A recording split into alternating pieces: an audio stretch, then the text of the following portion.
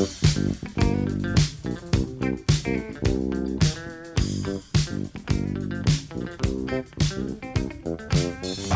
cookies. I love cookies. I love cookies. I love cookies. Welcome to Cookies, the world's most influential basketball podcast. Andrew Glow. It is a unseasonably nice day. Balmy. Tropical day here in New York City, where it has not snowed for like a year. Are we ever going to get snow again?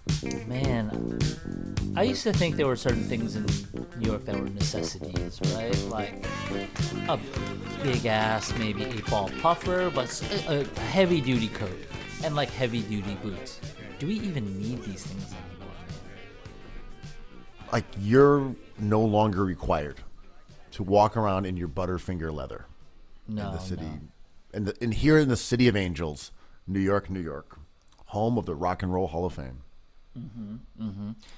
I mean, the boot game is something I look forward to every winter. Which Hokas am I going to buy? Which lightweight, all-terrain boots am I going to get through this gray slush with? But we don't have no gray slush this year. You know, in non-freezing takes exposed, it turns out you can stop the snowman. Ooh, one of those freezing takes got owned last night for a bad football take. But this is a basketball pod, damn it. We don't want to get into no football. So, what should we talk about first? Do you want to talk about the man of the hour? The guy that everyone is talking about? Like Eric Adams? this Lil Yachty. Little boat? Lil Boat. He came out with a new album, and I listened to it. I thought it was cool. But the response was interesting because you had some people saying, like Questlove, for example. It's like, this is so inventive and so unexpected and artistic in a way that he did not anticipate Lil Boat coming out. And then other people said, well, what is this? Just kind of some like half-assed chillwave album or what? Right. I mean, Everlast kind of did this, right? House of Pain, then picks up that damn guitar. Oh, sounds like the BMM has logged on.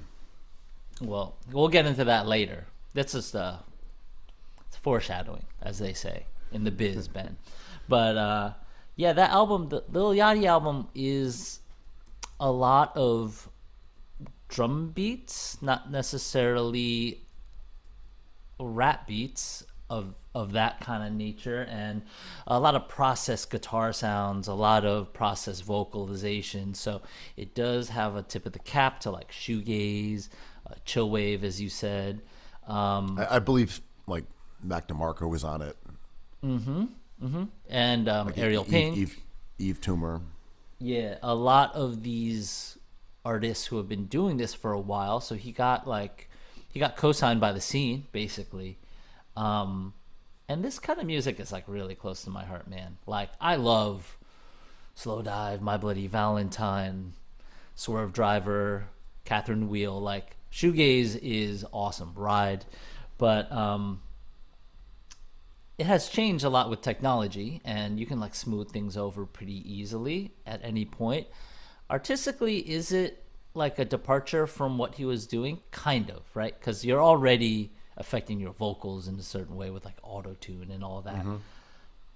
It was cool in terms of a shoegaze album. Like, I don't think an executive would hear that album be like, yo, we got something here. Sort of like, oh, we had something with a rapper and he changed. Like, this record isn't gonna be a hot record. I don't think it's gonna get many plays, but it's nice enough. I like the artist. Yeah, I listened to the album. I like it. I will play it a few times. It's an interesting project.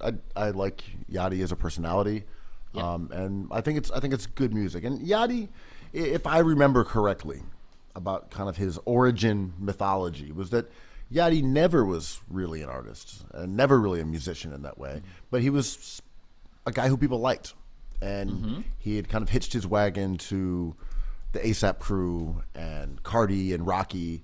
I remember seeing all those guys, and Lil Uzi. I remember seeing all those guys perform together at like a guest party during Fashion Week or something like that. But that was just kind of a crew who hung out together, were friends, and he sort of became a musician as a result of those connections and also being someone that they enjoyed being around. And he is an engaging personality, and he was very funny when we saw him on Chillin' Island when they were like chasing a sort of Yeti character around in the swamps in Florida, I believe. But I thought as an artistic item, I think like good show. That's cool. Good work. Good work. You made an interesting album, or even if it's not interesting, it's different and from what people thought. I think that's cool. Right. It's not like we went nuts over Teenage Emotions, right? Like Nothing to Prove in 2018. I'm like, oh, I can't remember that one, right? But I saw a video of him introducing the album at a listening party, and it caused a bit of a stir. And because he said, I wanted to be seen as something more than just a SoundCloud rapper. I needed to expand my vocabulary. I'm paraphrasing for him. And I needed to do something that would blow your damn minds and not just do a rap record. And it caused a stir because there were some people who thought, well, there's nothing wrong with being a SoundCloud rapper. There's like great artists that come from that scene. And you don't have to put on a guitar for us to take you seriously. And it made me think a lot about like, is sports serious? Like you go to a dinner party, these very smart people around, and you're like, "Phew, I got a Obi Toppin take for you. That's intelligent." And it's just like, do I have to perform for you? Can I just be myself? It's like, well, what are you into? It's like, well, really thinking about Cam Reddish's market value. Is that not intellectual enough for you? I don't know. Yeah, this dynamic is one that we are both familiar with, and I mean, it happens like, oh, here's a little fancy dinner, and so you wrote a book. What was it about? It's about basketball. Yeah. You keep on looking at your phone. Is everything okay? It's like, oh, the Celtics are going to beat the Knicks in overtime, man. It's like, oh, we were just talking about like David Foster Wallace. I'm like, what team does he play for, and where's his draft going to be? Yeah, I guess the Mavs are open to trading him for a star. Yeah. Who isn't? Yeah, I don't know, man. But it was an interesting question about, this has been kind of the elephant in the room with many kinds of music made by marginalized people, right? Like, is what I do enough? Like, I think Jay-Z struggled with this. He's like, I no longer rap about slang and drugs. I rap about being rich. And we're like, cool. Is it interesting? And you listen to his albums about rapping about being rich, and it's like, I don't know. Do you want to be somebody who always returns to what made you like real? Like Metallica's been trying to do this for 20 years. Like, okay, you guys who like Master of Puppets, do we have a treat for you? And every time we hear it, it's like, this is more like a Bob Rock like thumper as opposed to like a lightning quick like thrash metal thing. How do you grow? I just saw some site, and I don't know that it was Pitchfork, but it very well may have been Pitchfork. They're doing kind of like reevaluations of albums from the past, and I saw that they were like, redid Stillmatic. Like 9.1, 9.1. I was like, maybe I need to go back and listen to it because it was fine. It was never an album that I listened to. I was like, wow, this is a masterpiece. This is 9.1 out of 10 right here. And I didn't think it was an album that needed to be revisited. But I could be wrong. Maybe Stillmatic is great. But, yeah, go on. But to the point you were making about artists trying to refine that restoke that original flame. Nas is a great example of that. Totally. Because every album that came out, it's like, Nasty Nas is back. Right, yeah, the one from Uchiwali, he's gone. Yeah. The one that you liked from Nomadic, he's back. And they did that over and over and over. Like, here's the single with an Iron Butterfly sample. We're going to do that for 2 albums straight. That was one of the weirdest things in the world, that they put out 2 Nas singles on consecutive albums with the same sample. So strange. I mean, it makes me... I love Pitchfork. I think that was an amazing website. Huge moment. I love the grading system. it's very debatable. Talking about like, I don't, as you know me, I don't believe in freezing cold takes. People have their impressions in the moment, and things change. Everything changes, and you're allowed to change your mind with everything. I hope you do. I think that's a good thing. But they were famous for, I believe, giving "Boy with the Arab Strap" by Bell and Sebastian maybe like a 1.0, and then going back, deleting it, and going back and be like, well, this is like I think they gave it a 10.0 later, and you kind of read the room a little bit, and you're allowed to get stuff wrong. And I think when people change their minds, like Pitchfork or platforms like Pitchfork, hello, are you still there? I'm here, yes. You went silent for a second, and I was like, am I thrilling? No, I was in awe. Right.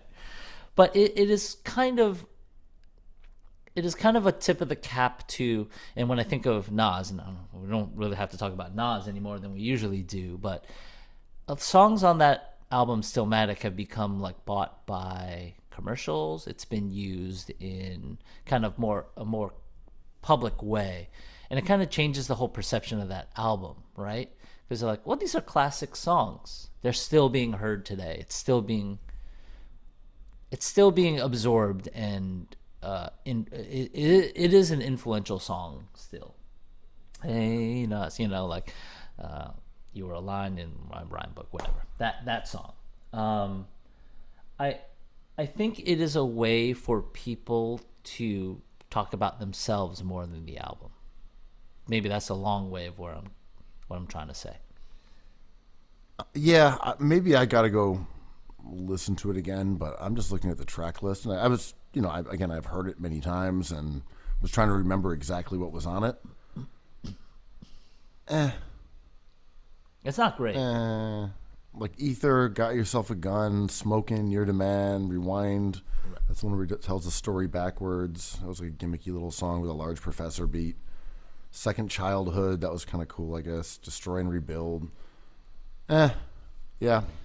But let's maybe I'll give it a spin. Anyway. But instead of dragging Nas, which we have done before, he's a great artist. I just don't know if we need to spend time reevaluating Stillmatic. Anyway. But you're grouchy about him because he didn't change, right? So is Yachty getting up there being like, hey, I don't want to do that. I want to give you something new. It might not be great. You'll tell me. And he made the mistake by disclosing that he spent 2 years on this project. And people are like, this took you 2 years, whatever. How long does it take you to make that painting? How much does it cost? I've heard about this project for a while. He works with Despot on occasion, who's a friend of the pod. And so I know that he's been around working on this album for a while. So it is not surprising that he has divulged that. And I also think that it's true. Well, he says he worked on it for 6 months and then forgot about it and then resuscitated it. So he's that kind of checks out. Right. Yeah.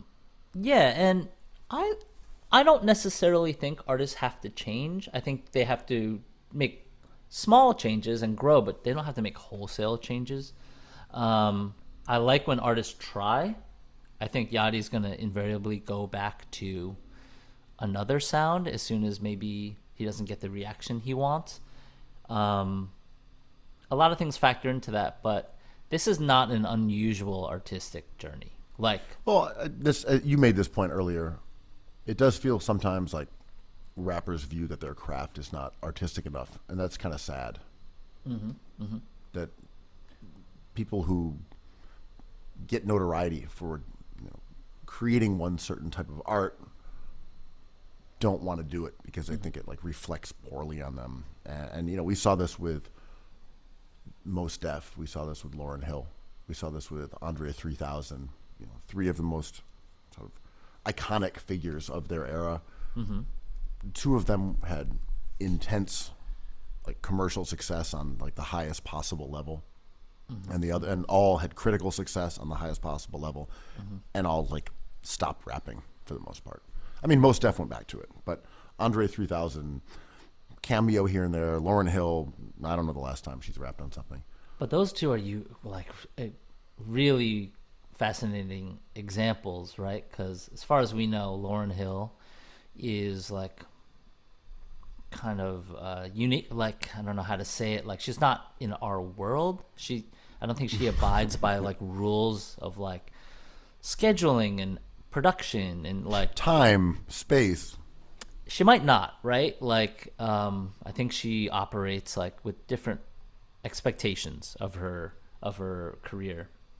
And then Andre, I think we know now, kind of got like writer's block. He was like, well, after that solo record, I knew I had written some of the best music I'll ever write in my life, and I couldn't get back there. I just went through depression, and fair enough, right? That album was incredible. Still, Yeah, I mean, I was thinking specifically about those albums you're referring to. Yeah. That when he said I want to make a solo album, it wasn't a solo rap album. When Lauryn Hill did her solo album, I feel like she rapped on Lost Ones and like maybe one other verse, and the rest of the album was all R&B. right. I mean, Outkast is weird because they are weird. The Fugees were not weird, right? And I think those were successful examples like of an artist changing. I think it's important to do this, right? Like I think that everyone's correct here. The people who push back and say, like Metallica fans being like, we like you when you're thrash and when you're fast and dangerous. And that's cool, but like compartmentalizing people and things is like a tradition. And as soon as you create too many containers, people get confused and annoyed. The elephant in this room would be like the marginalized aspect of it, right? Like, why do people of color have to like turn into like white musicians? You know, like why does a rapper have to put on a guitar and start singing? Which is originally a black art form, you know? So I don't know, but I don't think Yachty putting out a great rap record is like necessarily like a bad thing. We want that. Yeah, and I've never loved when rappers will take their classic album and say, we're going to have this played with an orchestra, or we're going to have this played with a live violin. band. Yeah. It's like, man, I like the 808s. Yo, yeah, I know. That live drumming, like you mentioned Questlove, and I've never been a Roots fan. Super talented group, but like the live drumming and like the warmth and like the roundness of their sound like never quite was for me. For me, I like them a lot, but I like them as like, I guess, an anomaly. Like this is what they're doing their thing. They were like Sure. the first one to bring that to prominence. They have their sound. That's cool. And I feel like, I could be wrong, but when they produced albums, it was kind of different from the live show as well. Mm-hmm. That they would actually sample the drums and then play them through drum machines and things like that. And to give it more of that like typical hip hop sound, mm-hmm. that they may not have done that on the Do You Want More, but I think they did that like going forward. Mm-hmm.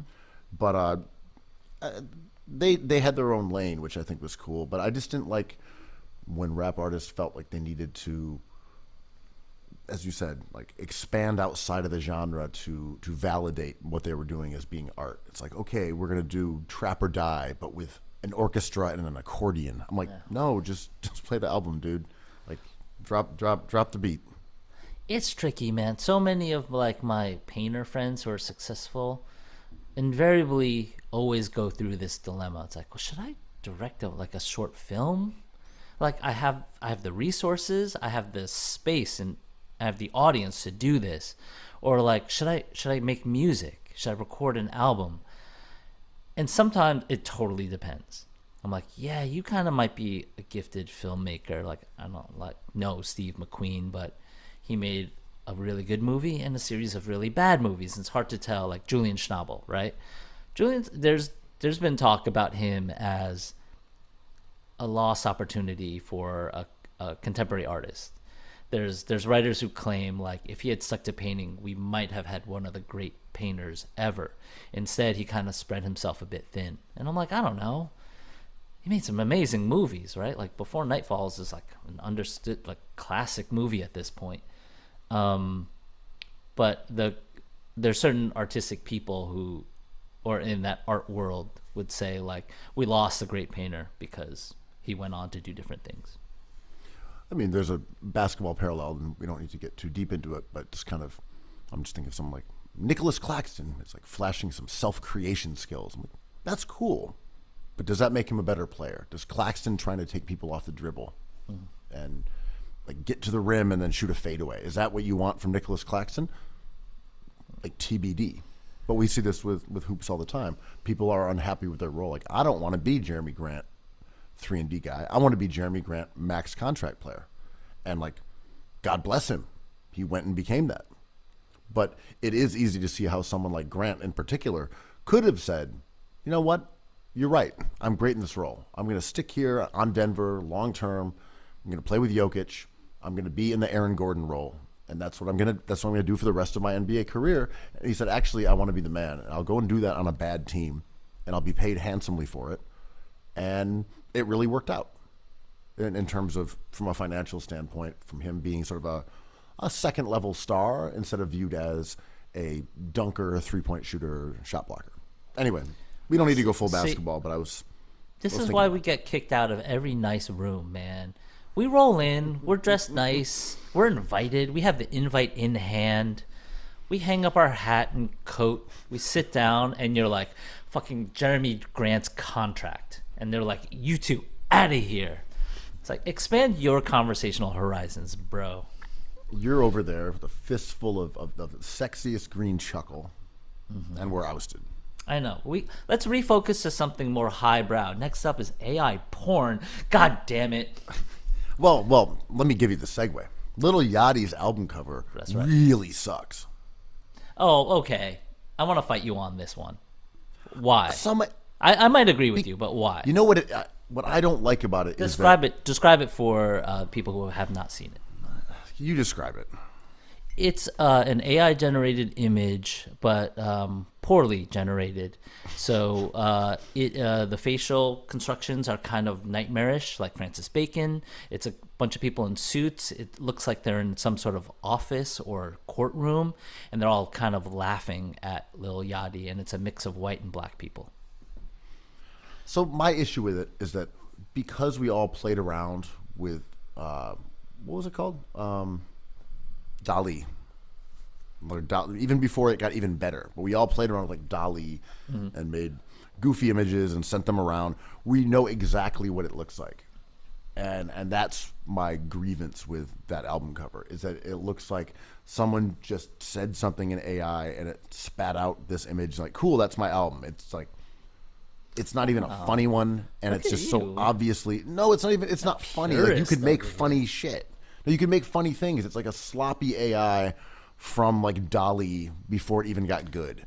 It just feels so lame. It's like, Yachty, make me laugh.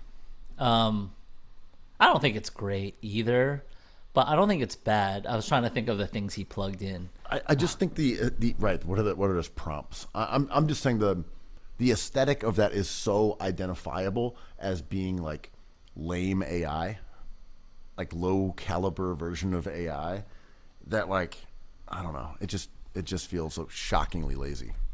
The album is a little lazy, and like that album cover, I think is interesting because for the reasons you talked about, him being like, well, this is my album cover. I kind of love that. We grew up in the marketed, like, streamline. I helped a lot with these album covers in the 90s, you know, like, it's like, well, there's going to be a big Missy album. Like, she's a new artist. Like, let's have a photo shoot. Let's make sure there's sneakers there so she appeals to a certain crowd. Let's make sure she has her own logo. I like Yachty's slackness here, but I'm a Pavement fan, right? So, like, I enjoy when artists kind of pump the brakes a bit on the ambition and kind of give us something in the moment. It feels very present. I don't think Yachty's looking at this album being like, this is going to be a classic record, and people are going to look back at this and just think 2023, right? It is not the most exciting AI image I've seen. A lot of them are pretty crazy, right? But for that reason, I kind of liked it too. I'm like, oh, people are gonna hate this. This is interesting. Remember the Yeah Yeah Yeahs album cover with like that CGI baby with the mosquito, and it was like the light source was like this weird venom yellow. I don't know if you're familiar with this. And people were aghast. It was just not received well. Remember how mad people were at the Pop Smoke Virgil album? Yeah. Yeah. And then they redid it as a Yeah. totally conventional album cover, and it was much worse. Right. I mean, Yachty made a sonically forgettable record, but like kind of an unforgettable visual. Because everyone's like, what the hell is this? And I'm like, you're never going to forget it. I mean, true, iconically shitty album cover. Facts. I thought it was kind of good, though. I thought it was okay. You know, like, it was a little scary. For somebody who hadn't seen AI stuff, they'd be like, what's that? I mean, that's true. But yeah, my main gripe with it is that it was just, we knew how he made it. We know where he made it. We know how little effort went into it. We know you can make funny, really gruesome images. And he just came up with one that was just like shabby and lazy. And like, oh, it's Dali. Yes, I know. You put a couple things in there and spat out your album cover in 2 minutes. You're like, that's the one. Like, okay. Like, I would have rather you just drawn that with like crayons and in the same amount of time. Like, here's some funny faces, and this is supposed to be Yachty. But anyway, I think to me it was more that like AI has gotten better, so it feels like AI from like 8 months ago. It doesn't even feel like AI from now. Right. It's like retro AI. Right. I mean, what you're saying a little bit ago is like the criticism people have of his new record, right? But it also, if you start at a different point, it is a criticism people had with rap music. Like, this is just a sample. You just took an existing song, cut it up, and replayed it. This is not real. I know how you made this. This is like a drum beat that was created by a human being in the 70s. You took it and made it your own. This is not legitimate, right? And I think that the authenticity of AI is a lot of what people are talking about now. And I think it is a trap. You know how I think authenticity is a trap. Not all AI images are awesome, and this is not what AI is built to do. AI is doing other things like not visual, but this is just like a fun part of it. But to think that it is not something artistic or valuable because it doesn't take a long time and you can do it, I think is the thrilling part of it. Anyone can do it. That's true. But, you know, you're an artist, and we've talked about AI art in the past, and, like, we know where these images are originally coming from. That's okay. It's sampling, right? It is. And I think that is Collage. I think that's valid. I also think that it is. I mean, the comparison to sampling is a good one. But I also am not going to say that AI art is hip hop. Oh, why not? I don't know. I haven't. I don't know. I'm saying me neither. I'm just like, I'm not really comfortable saying that like it's the same thing. It is certainly collage, though, right? No. I feel like you came up with a nice thorny little moral dilemma here, which Annoyingly. it's a annoying good point that I'm also not particularly comfortable with. But it was well played by you. Right. I mean, it's tough because musically he's doing the same thing he is on the album cover. He's taking a thing and like running it through a filter, and then in this case it would be a computer, right? So he's using the computer as the tool in this project for everything. So conceptually it makes sense, like that he does this album. It wouldn't make sense if he took a crayon and drew it. It just wouldn't. And I kind of like that he not that he's thinking about this kind of stuff, but like he's staying with the theme of this project. And I don't know if we're debating the right thing with AI. we're debating Well, if so- does this image get us horny or not, knowing it's fake, or is this a new form of collage? Well, yes, and let's gravitate from Lil Boat Yellow over Chuckle to has logged on. AI pornography. You like yesterday, you're like, Ben, have you seen this? You hit me up like all in a tizzy, Ben. AI porn is getting so good, it's over. Like it's over. We don't have to look at real women anymore. It's just visual AI porn, a feast for the senses. I love a woman with 7, 8 weird fingers that are all crooked. It looks like they've been playing pickup basketball for years. Yeah. But there was an image that went viral, and it was of 4 buxom women, and you could tell they were AI when you look at the hands. That's the tell. sort of the tell right now. But presumably that will not be the case. Maybe in a In an month. hour. Yeah. Yeah. Okay, actually, now the hands are fine. Yeah. Yeah.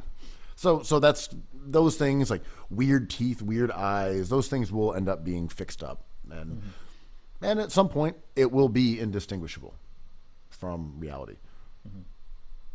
This strikes me as like not a big deal, but if you kind of extrapolate where this goes and in pornography, because typically things go from sound to photo to video, right?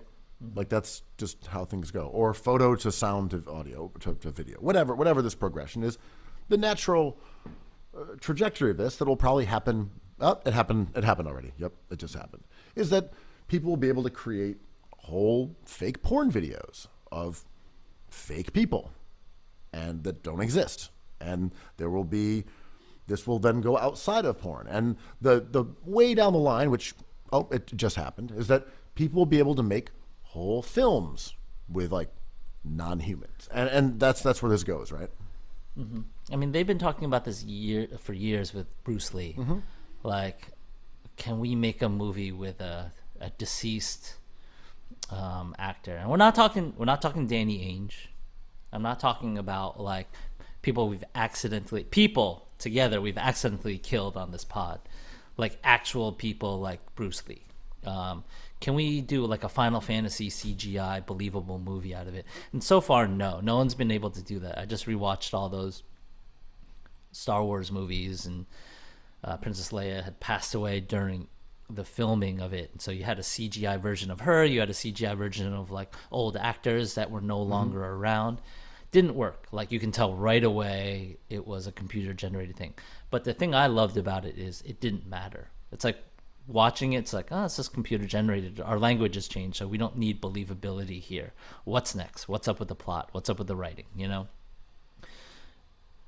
like yellow Chuckles and like the yellow chuckleification of technology has been true forever, right?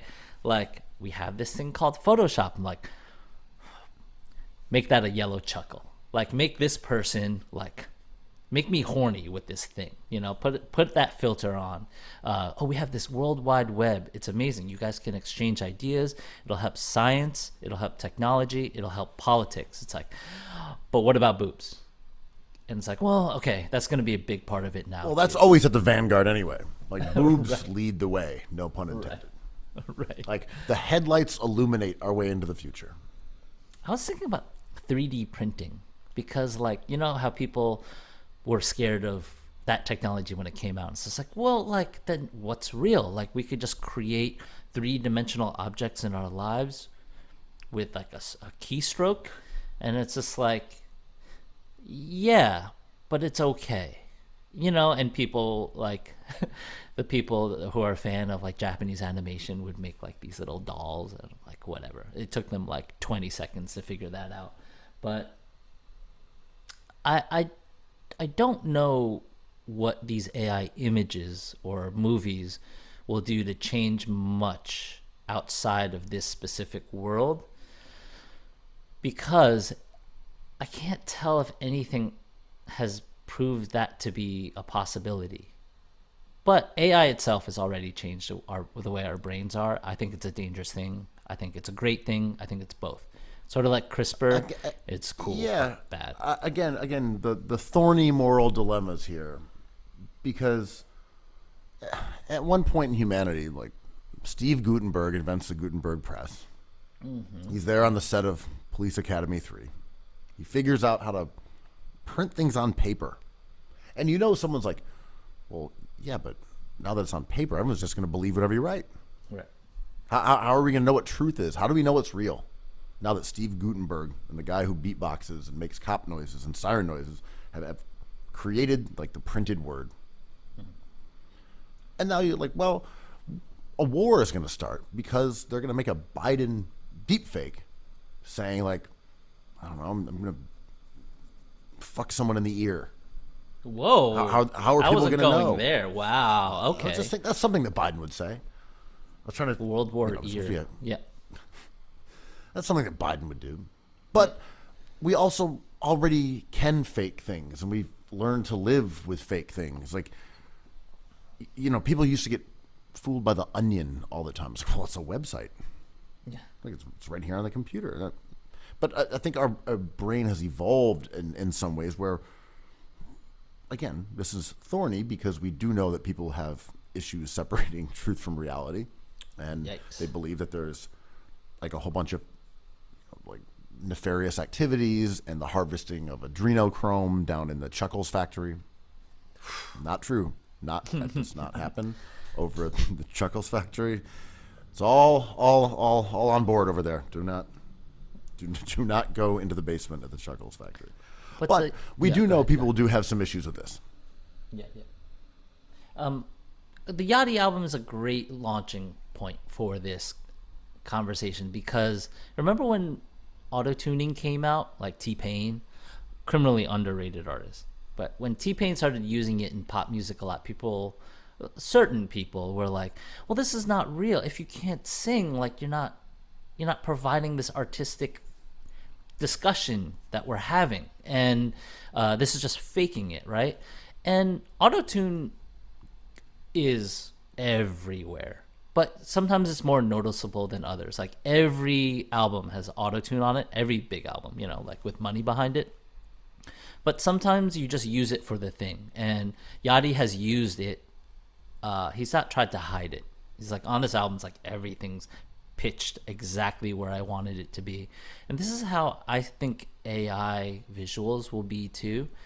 There's going to be like the HBO show now, the zombie show. There's CGI over that whole thing. That whole visual of that show is CGI outside of the zombies, which I think is like makeup anyway. But they don't want you to think about that. They just want you to follow whatever, Ron Swanson's shenanigans. But when you make it apparent with like these images we're seeing, and if Joe Biden wants to like chuckle someone's ear, then like we know that is a thing. It has become the artwork. So I think these AI images that we're seeing, whether it be like these bikini people or like a Cronenberg movie from 1985 that didn't exist, the joke is we know it's fake. And if it tricks one or two people, you've been got. But it's okay. And that's where I am at. I also think if you look to the future and you're like, well, these ideas about replacing humans with AI that felt very science fiction-y and that have always been around, like in concept, seem to be generally getting closer in a way that maybe self-driving cars does not, or cloning mammoths does not. So it's, these concepts that we've had that we say are inevitable, and we start sort of acclimating to them, and then they just don't happen. They stay stagnant. AI seems to be moving faster than a lot of those other concepts that we've thought about, specifically over the last like year or so. So yeah, we've just been following AI though, right? Like I remember I had a buddy who was working for IBM in the aughts, and he was working in their AI department. and he was like, all these debates you guys are having, it's already done, right? Like, it is in your browser, it is in your brain. Like, there's algorithms kind of figuring out the way they want you to behave because they know already how you do behave. He's like, I'm working on it. He burnt out so hard. Like, he just like had a meltdown because he was like, the world is fake. I can just, with a team, I can make a lot of people believe a lot of things. And he's like, I'm out. I have to like go look at water for the rest of my life. And like, he never returned to tech. And it was a cautionary tale for me because if you get too pizza gate about it, it becomes kind of overwhelming. The images that they create that are like to levels of believability, they're just trickling it out for us. Like, Apple knows how to make the iPhone 25. They're just like slowly giving us nibbles. And I think it is kind of like a manipulative thing, not to get too Matrix about this. No, go off, King. If we can follow the progression of AI generated images, we think like we're kind of somehow the authors or critics of it and we have control over it. It's already moved beyond that, you know, like This is basically basketball fans and the BMM. Right. Did you see that movie, All Quiet on the Western Front, on Netflix? I watched a little of it and then I stopped. I thought it was awesome. Anyway, I thought it was a really great movie. But I went to like Google the making of it, and like every scene had been thoroughly manipulated. Like, they're all the colors, all the details. Like, it was not what we were actually watching at any point. And it was awesome. It was like every scene was a painting, whatever. But I think that use of technology is more alarming to me because I don't notice it. I accept it. No one has filmed a movie as beautiful as that movie with just a camera. I know this, but I watch it without even thinking about it. I just want to go backtrack for a second here. You're talking about your buddy who worked in AI and tech and then said, I just want to look at water. There is a relationship between like appreciating nature and feeling freed from this matrix. You know, you're our Morpheus today. I believe this, that there are times when you say, you know what, phone in pocket, I'm going to go for a hike. And it does have this cleansing effect.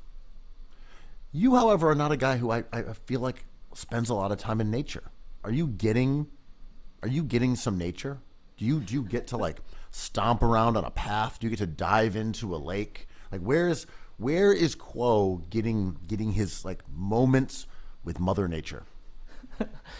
Well, I grew up in New York, so I don't really care about like hikes or like the LA life, right? I don't care about driving or hikes.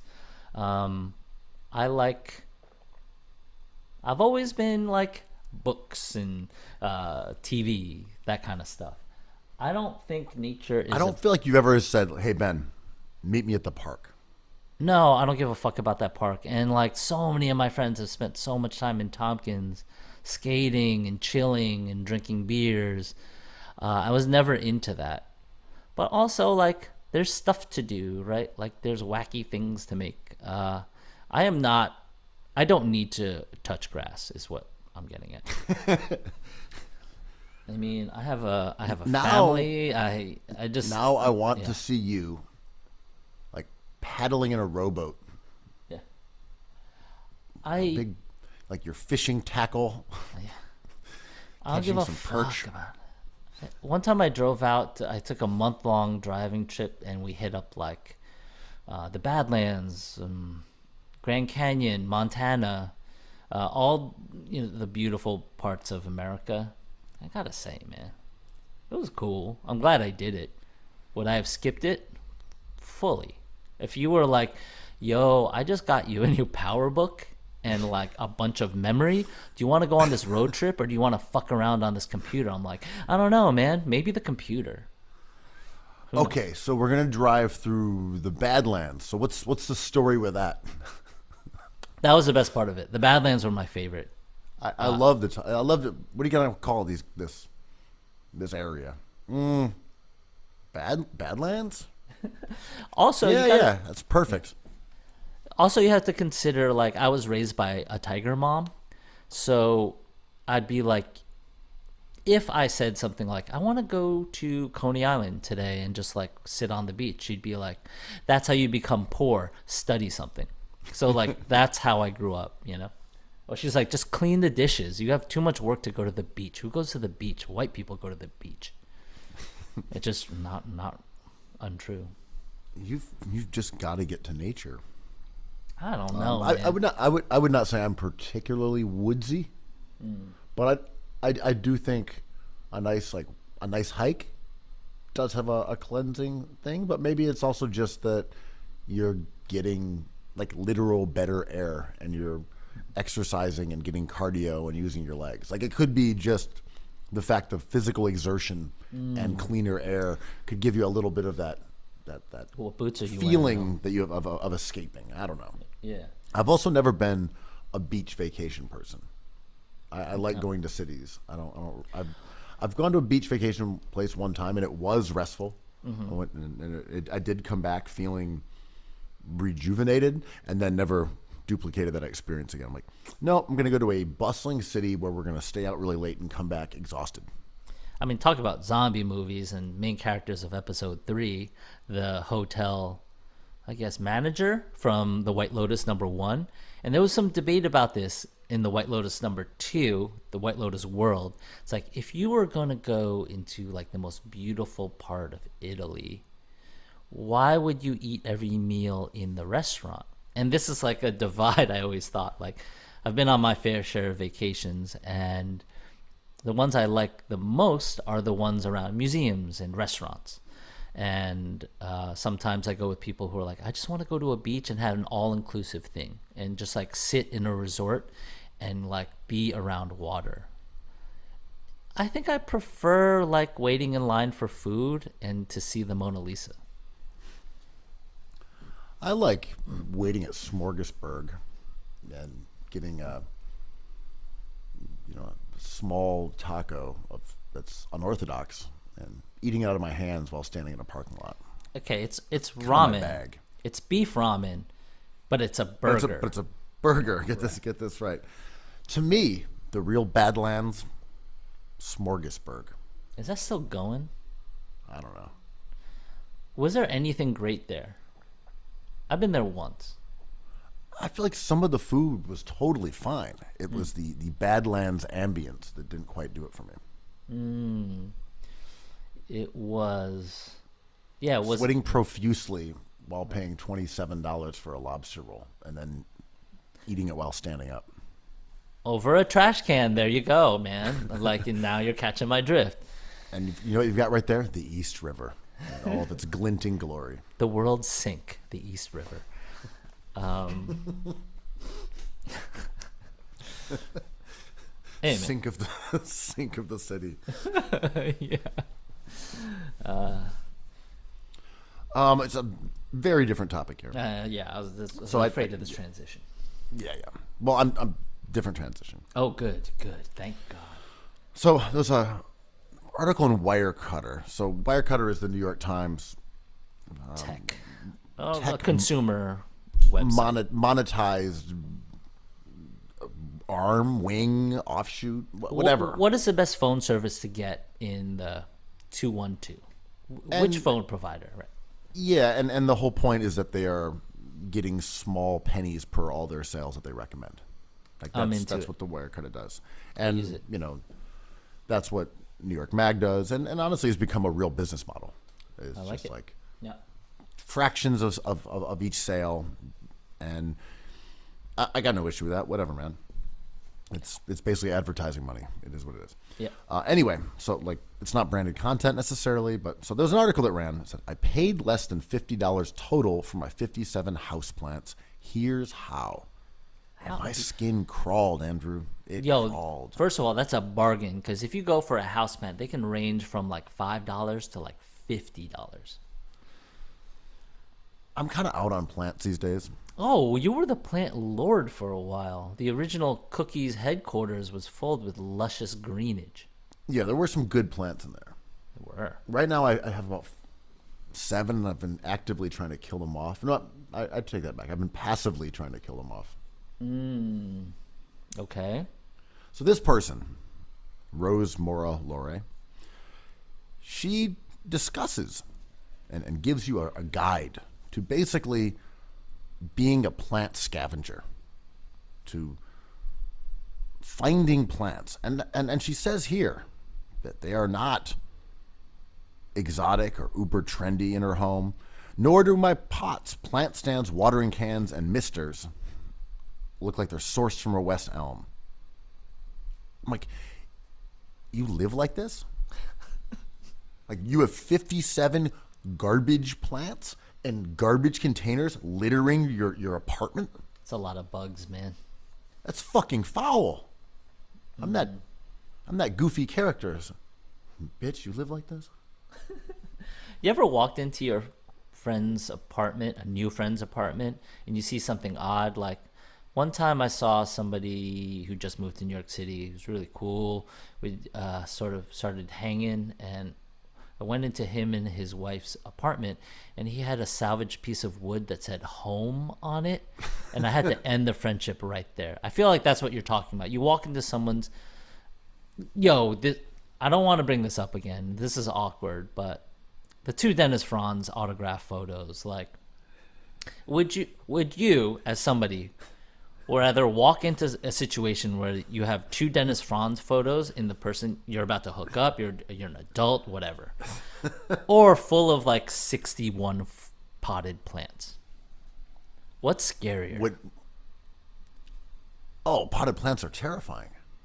Okay, it's not 1 signed photo of Dennis Franz. It's 2 signed photos of Dennis Franz. I've been thinking about adding to the wall. Oh, damn. Who you got? Like Joey Pantaleone? No, just be more Franzes. More Franz. Okay. I think they all have to be signed, though. After having totally. 2 signed, you can't have an unsigned Franz. You're onto something, because having 2 bad tattoos is excruciating, but having 20 is pretty sick. Yeah, I just got to work my way up to having a whole bunch of bad Dennis Franz. So you love the cops, categories huh? here. Okay. I like one fictional cop. No, I like a few. what's his You name? like a few. I like what's his name from Law and Order 2, the original. D'Onofrio. No, actually he's tight. Yeah. He's got so many mother Yo, issues. you just- when will he get his help? You just shouted out Gutenberg. I mean, you're all about these cops. Look, I've been brainwashed by propaganda, but I only like the fictional ones. AI's gotten to you too. So here's some advice on how to add to your plant collection. Bring home plant decor from special events. I'm sorry. Okay. Wow. Okay. So you're stealing plants from weddings. Cool. Another one here. Ask to adopt plants that appear neglected. Hey, your plant looks like shit. Can I have it? What is this column? Fucking dumpster diving for plants. This is vile.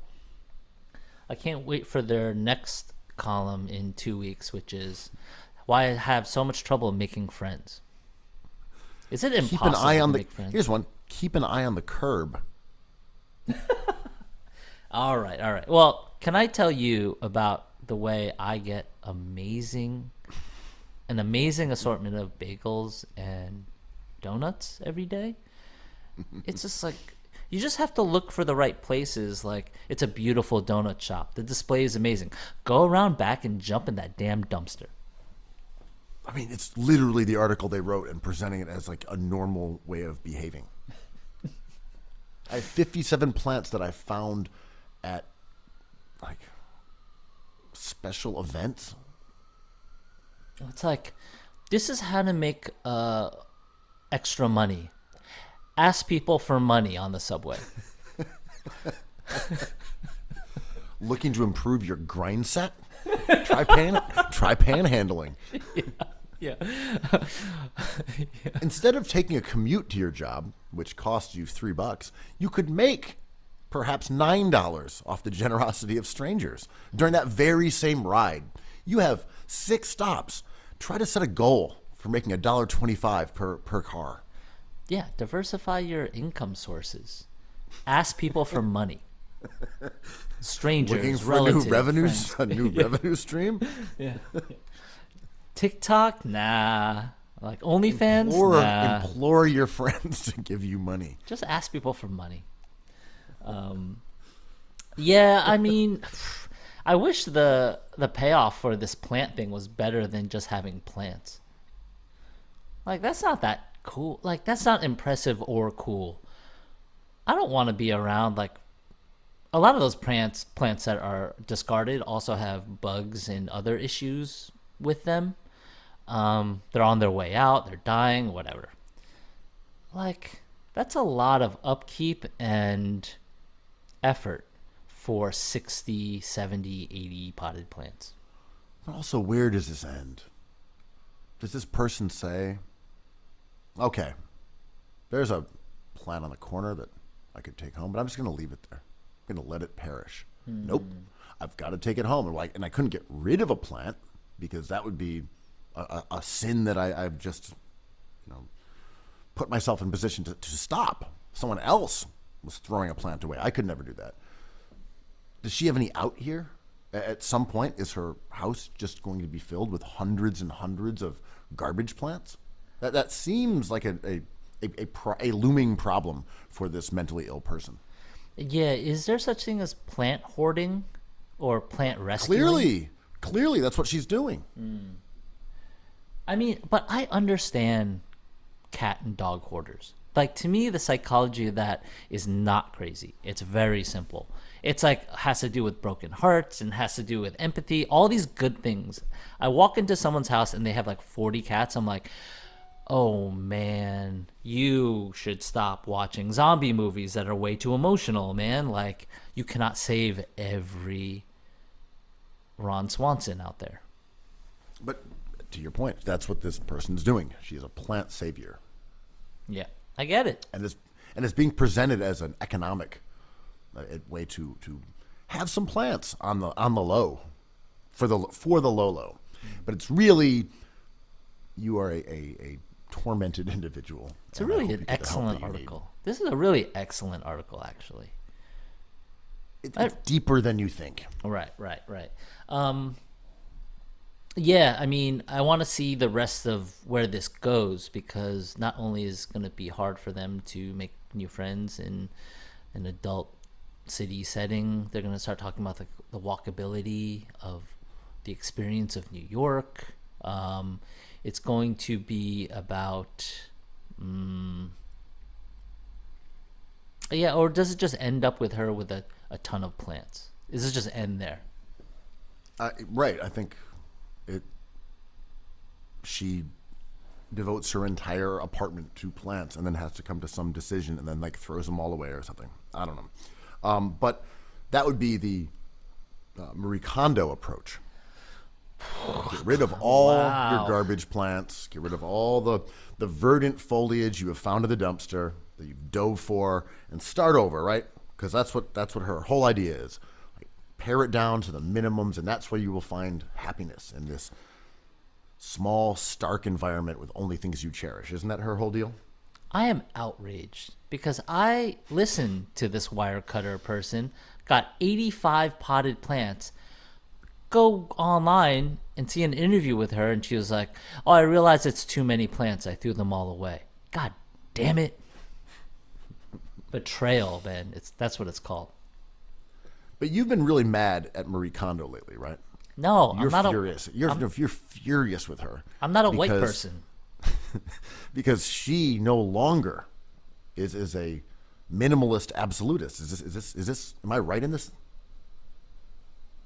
Listen, me and Marie Kondo have the same taste in NBA players, which is chaos. We love mess. When you said me and Marie Kondo, I kind of thought about it in like an Andre Benjamin voice. Like me and your mama.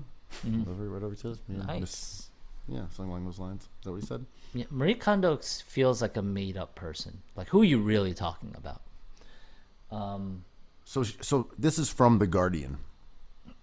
Queen of Clean, Marie Kondo, says she has kind of given up on tidying at home because she's focusing on what's important. This is a real refutation of her entire brand. This is the opposite of her brand. It's literally the exact opposite. Well, okay, we'll discuss it. Finish the quote. That's all I got. All right. Maybe it's not, because she hasn't really been saying that much. She was marketed as the person who's clean, but all her whole deal was like, not to get too hokey here, it's just like, what do you like? Keep that stuff. What do you hate? Throw it away. Yeah, so she's saying that her method is about items that bring you joy, not extreme cleanliness or tidiness. No, it has never been that. I'm a fan of hers. But, like, the whole joke was, like, what if all these items give me joy? And she's like, well, then just keep them. But I get it. Like, we're allowed to be betrayed if, let's say, a leprechaun was like, I am now into the New York Knicks because you lit up the Empire State Building in my colors. The green Chuckle and the white Chuckle. I'm just like, I switched my two. That's a kind of betrayal, right? We're allowed to clutch our pearls a little bit on this. Well, one of my friends once said, hypocrisy is the greatest form of intellectual freedom. And I love that quote. And I think about it quite a bit. Mm-hmm. And you can change your mind. Or you can evolve. Or you can say, no, you misinterpreted what I thought. Yes. And actually, I'm still right. Just includes a different thing. Yes. And ultimately, you were wrong. In fact, Yeah. me, Marie Kondo, always explained it was about items that spark joy. It was not about the fact that you want to live in a white cube. She's pulling a little yachty, man. She's doing a 180. Joel Embiid. But this is like, I mean, not to get weird again, but like, this is why AI will always have trouble, because we change our minds so much. And, I always struggle with this idea of contrarianism, but it's the only way to like actually express something like human, just like, I have changed my mind. It's like, or I don't agree with what you think. And then if you change your mind, it's like, well, I don't agree with that. I mean, I'm in my day job is kind of all about that. Just like trying not to repeat yourself every time. But it is something like Marie Kondo angers a certain type of person. And that type of person, I think, like I can relate to quite a bit. It's like, you told us you were a thrash metal band. Now you're just like a hard rock stadium band. What happened? Of course. And then you're just like, well, whatever. At least I have those thrash records. But the people being outraged claimed they were just joking. I believe it was like Sarah Polley, that director, was just like very offended by this. There was a controversy not too long ago during the pandemic of people going at Marie Kondo and being accused of going after minorities, which I thought was funny because she's not a minority. She's Japanese. So it's a whole bunch of stuff with her. I don't know. I kind of know why she's a target like this. Why is she a target? Is she wearing our culture as a costume? Like, is this foreign person who doesn't look like us coming through and telling us principles and ideas that we've kind of created or already know about? Mm-hmm. I don't have an answer to that. Mm-hmm. You wouldn't. You're white. No, I don't know. But it's like I think her being Japanese has a huge part of this. And I think there is an underlying, I'm going to say, racism or prejudice about who she is. Because if this was like Rachel Ray, we'd have a different set of jokes about it. Well, sure. There's equally funny. A stereotypical fastidiousness and aesthetic and delicacy to how we view Japan and Japanese women, etc. That I'm not trying to make everything about race. I'm not saying that she is. I'm not saying that she played. No, I'm telling you this is culture. Yes. You don't get the same stereotypes about people from like Malaysia. They're just whatever theirs would be. It would be different. It's like, not like, oh, someone's from Laos. Yeah. No, she is a specific Japanese thing. Right. And this like idea of just like tiny little perfections and clean and like cleanliness and exactitude and such things. And that is definitely part of the reason that she was probably successful. 100%. And that she must know what she's talking about because she's coming from Japan. Listen, if the person on the other end of the tweet who tweets like Philadelphia athletes just get the assignment, if they were wearing like a pork pie hat, I'd be like, yo, whatever. But if they were wearing like Zubaz from head to toe, I'd be like, true story, sir. A point well taken. Should we talk basketball, or do you want to get into your zombie show? I like the show. Episode 3, I thought was good, a little cheap emotionally, very sad, very tender. 2 comedians starring in it, which I thought was great, but I thought it was a little manipulative, but I still enjoyed it. Yeah, I gotta say, I'm telling you this, and all of our listeners, at like 8:55, I remembered that show would air at 9, and I felt like such a loser. I was like sitting there, like on HBO, looking at the time. I felt terrible at myself. You know, I tried to like flip over and like watch a little bit of a basketball game just so I could like get myself out of the. I'm waiting for the zombie show to come on. NFL hater over here. It's a countdown. I'm like, oh my god, only 3 minutes, 2 minutes, 1 minute until I can watch the zombie show. But anyway, I watched it, and I think your interpretation is fair, and I think part of the reason that people liked that episode so much was that they enjoyed the 2 characters, and honestly, I don't even remember their names on the show, but one was dude from Parks and Recreation, which is another show I have not really watched too much. It's good, and he played a survivalist, a doomsday prepper, and then the actor who from White Lotus, who played the hotel manager. And they were both extensions of their characters a bit. There was a wink in both cases. Yeah, I think so. Yeah. And it was, you know, I don't want to give too many spoilers because it did just air, but people really were like, "Oh, it was terrible. It was so sad." I'm like, "Was it?" I know it. I thought it was gonna have some zombie punchline to it. It was sad, but no spoilers too. Like it kind of tied into too many stereotypes for me to like not. I couldn't get into it because it was too many stereotypes. Like, oh, you paired the rabbit with the Beaujolais. I'm like, right. He's cultured in such a specific. It's Linda Ronstadt. I'm like, it's a boomer ass storyline. Yeah, that's kind of how I took it too. It was tender. It was nice. Whatever. Yeah. It was totally. What I thought was best about it was that they dedicated a whole episode to sort of this story of 2 characters that we had I like that. never seen before and we're never going to see again. Yeah, it was cool. I thought that was interesting and ambitious, and whether or not they had this, you know, elongated session in the video game itself, I do not know the source material. I thought that was an interesting departure from the typical zombie show that has this sort of linear plot. Where, I mean, thus far this show is just, it's The Road, it's Children of Men, it's been every other kind of zombie show in an apocalyptic America that we've ever seen, and this felt like a Little Yachty-esque departure. Wow, yeah, it's a vote-coded episode for sure. Was it incredible? Was it unexpected? Sort of. Was it enjoyable? Yeah, why not?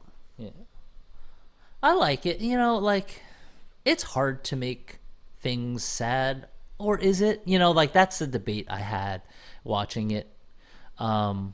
We know these 2 characters are going to no spoilers, but I like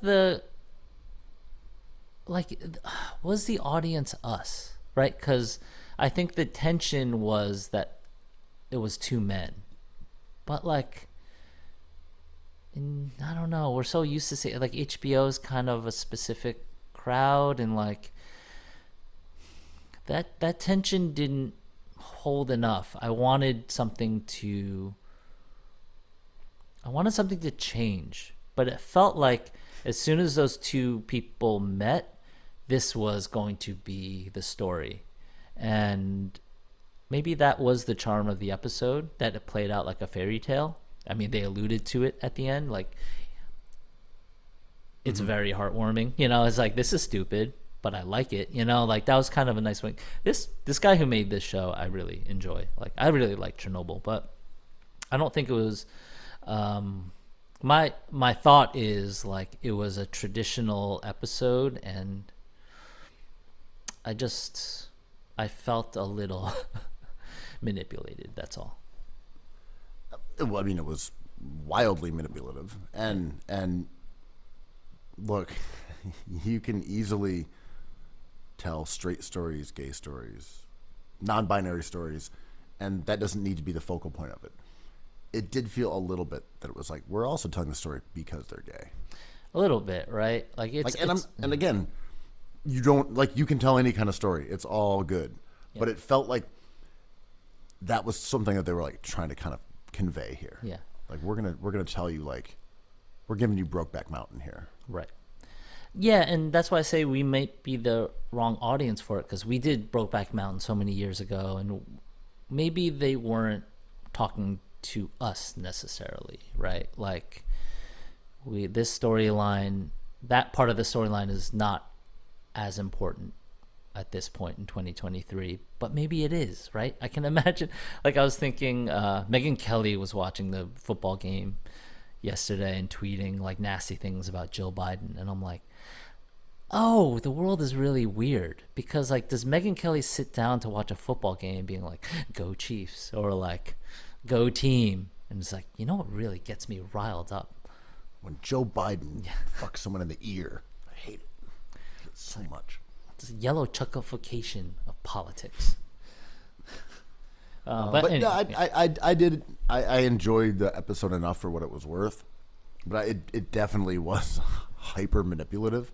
Yeah, it's such a 90s thing. We've talked about this, like Lars Van Trier, like Eternal Sunshine of the Spotless Mind. I'm like, this is going to make me feel like total shit. Here we go. And then when the movie's over, it's like, yep, I feel awful. I mean, I didn't get that from this at all. Yeah. I was like, we're watching an apocalyptic show where many people have been turned into mushroom head fungal zombies. Other people are being like shot by the military and put in mass graves.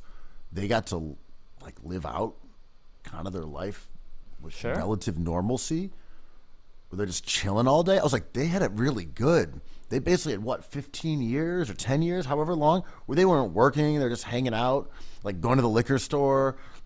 Oh, we got a little boutique over there. Let's like fancy that up. Yeah. Having dinner parties and shit. I was like, they had it the best.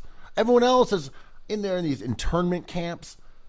Like, they were chilling. You can't tell me that's a tragic story. No. Given the context. Given the context, like, they had at least 72, 73 potted plants in their house. I'm saying they are like upper like 99.999999999 percentile of having it good. Yeah. When the mushroom zombie donut shop is done for the day, they usually put them into the dumpster out back. They're still pretty edible, man. All you have to do is hop in that dumbster. Mushroom flavor again. Shiitake. Mushroom head.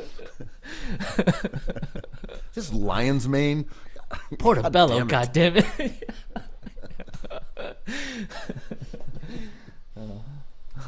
But yeah, I mean, I love the show. I thought that was a great episode. I was disappointed in the second episode because it was a little traditional zombie wise.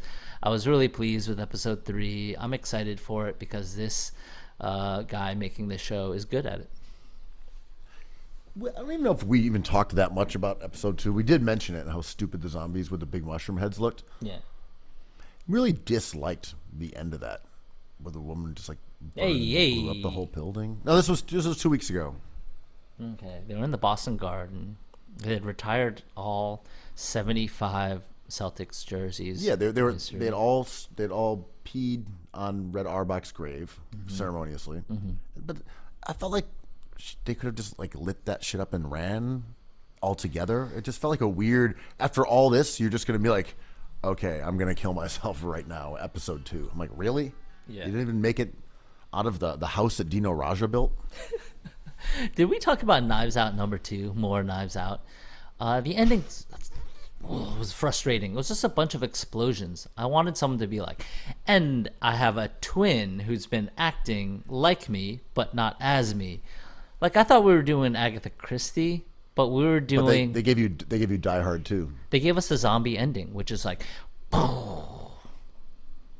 Yeah, I was like, we're supposed to care about this character who's like, all right, run for it. I'm just going to blow myself up right now. Like, what? Get out of here. Where's your self-preservation instinct? How about you light the fire and then run?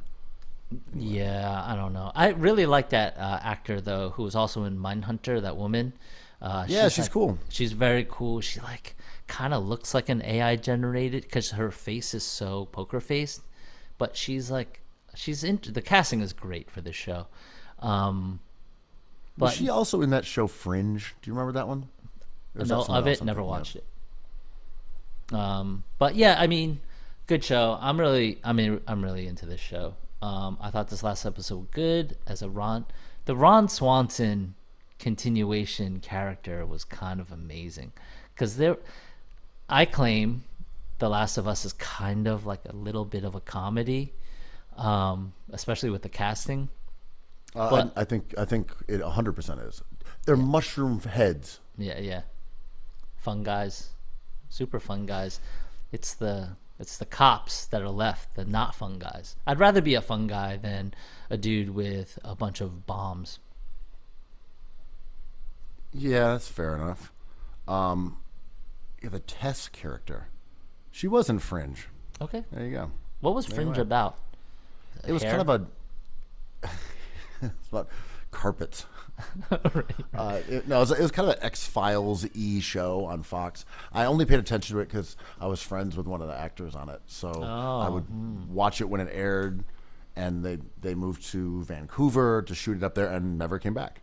But they were just like they were part of the core cast, but not one of the stars. But anyway, just a friend from New York, so I watched that show to see them on it. So I watched probably half of the first season of it. Anyway, Did this but friend ever yes. take you courtside? No, Oh, what kind of celebrity friend is no, this? they moved to Vancouver, and then the Grizzlies left. But how long were they in New York? Was this the Marbury Zach Randolph era? The AI generated Knicks? It sure is. So you were really upset last night because About what? Many things. the Empire State Building went Celtics green to celebrate the BMM's triumph in the NBA All-Star voting. The proper homage to the little green hand. It's called. It was a great slight of Little Green Hand because by talking up Jaylen Brown so much, we forgot that Tatum was kind of a borderline all-star, as the fan vote got right? The fan vote had him outside of the starting bigs in the game because there's a lot of great players in the NBA currently. But arguing that Jaylen Brown should be a starting player in it, we just like glossed over the fact that Joel Embiid, maybe the second best player in the NBA, is not going to be the all-star starter? What? I mean, the guy who's been the runner-up in the MVP 2 years in a row, arguably the best player in the NBA this year. That the fans as got his- right. The fans got it right. I mean, as he gave. Well, the Embiid voting was weird for the fans. I feel like they had him third, right? That's in, though, right? Yes, but it was fans had it and players had it. I forget exactly how it shook out, but the main difference was that the media, coincidentally, and we'll get into this in a second, had Tatum number one over Durant, Embiid, and Giannis, which is really curious. It's really curious because I don't think there's anyone on the planet who thinks he's more deserving of an all-star start over those guys, but the media did. It's great. It's great. And then I love it. And then as you were saying, there was some interesting votes in the guard in the position in the East as well, where Jaylen Brown was placed second by the media, and Kyrie Irving, who the fans and the other players had at number 1, was fourth. And maybe there's some coincidence about the fact that this is the same person who stomped on Lucky, the basketball media mascot, and saged basketball media Garden when he played there, and jilted the basketball media franchise at one point. So maybe that's just a coincidence, because he has the same politics as Jaylen Brown, so it certainly cannot be about any of his public statements or his suspension, because, of course, we know Jaylen Brown agrees with him on every single step of this, perhaps even more militantly. But is better about presenting that in the media? Like, was he? I believe so. I mean, or obviously, was he just not? Or is he just not asked repeatedly? I think Kyrie is bad at talking to the media. I think he is but bad at it, and I think Jaylen Brown is a little better at it. You were with me when we were having dinner with someone who is part of, I guess, what they're calling the Boston media mafia. Wow. And he said, "We're just not going to ask about Jaylen Brown. We're just going to leave that alone." Yeah. They He did the didn't. opposite Yeah. with Kyrie. For sure. Just saying. And Kyrie has a precedent. But, like, Kyrie being an all-star starter is a strange turn of events for his year. Like, his year has been pretty wild, man. Like, if I tell somebody who's not really following the NBA, who does follow current events, like, whatever happened to that guy who was causing all that ruckus in the Nets arena and, like, was ostracized basically from the NBA. Where is he now? I'm like, he came back. He's dominant. He's starting the All-Star game, which is a collection of the best players in the league. They're like, wait, what?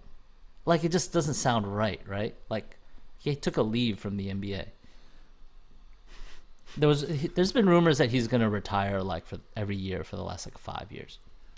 Well, what we saw was the BMM attempting to cancel Kyrie. But that's what we saw. Right. That's what we saw. They hate him, Yeah. and they attempted to drum him out of the league. Yeah. And this was occurring on Twitter. This was occurring on TV. It did not occur among regular people and how they discussed the NBA. And this is not to excuse anything Kyrie has done or said, but the emphasis on trying to get him in trouble and suspended was 100% generated by people who don't like him because he left their favorite team and repeatedly insults their favorite team, and currently is on another team that is a immense threat to his former team. Right. Like, we all know how this works. So Daryl Morey, who is the general manager or president of basketball operations of the Philadelphia 76ers, had some things to say, and he's bringing up this idea, this specter of an insidious force. A leprechaun? A leprechaun? Here's what he said. Joel Embiid completely hosed once again. And he went on to specifically point out the, quote, shameless Boston media being, quote, way overrepresented in the all-star starter selection process. Is he onto something here, Andrew? All you have to look is at who voted for them. Like, Google is their worst enemy because you just Google who, where. Of course he's right. We all know he's right. But the NBA is a Celtics company. The NBA media is a Celtics company. Obviously, if you have doubts that the BMM exists, all you have to do is, like, watch every broadcast across every TNT, NBA TV, ESPN, ABC. The way they talk about the Boston players is manufacturing viewership for games. There's a glowing number 6 in the background of the NBA TV set, which is wild. It's just like a glowing specter of who owns this place.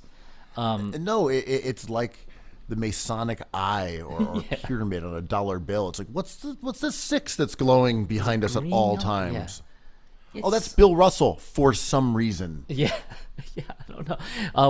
It's gonna switch to a Wilt Chamberlain like light, right? And we're gonna do Kareem Abdul-Jabbar, perhaps. No, not those guys. But I was like, did he die a year ago or something? No, it was last summer. Yeah, I don't know. Just a glowing number 6 that's been retired for all NBA teams. No one on any team can have number 6 because of Bill Russell. And Just it's just clever, crazy, man. It's clever and great because Bill Russell is an awesome player. He was an all-time great American. Kyrie Irving does suck. Like, I hate his politics. I hate his opinions. So this all kind of keys into stuff we already are thinking and then flips it and turns it into like, well, culturally we got to think about like the Boston Celtics. And I remember they were leading up to the LeBron game versus Boston, and the NBA show on ESPN had a montage with music of the history of the Celtics, and then as that ended, they were like, so is LeBron James good enough to keep this rivalry alive?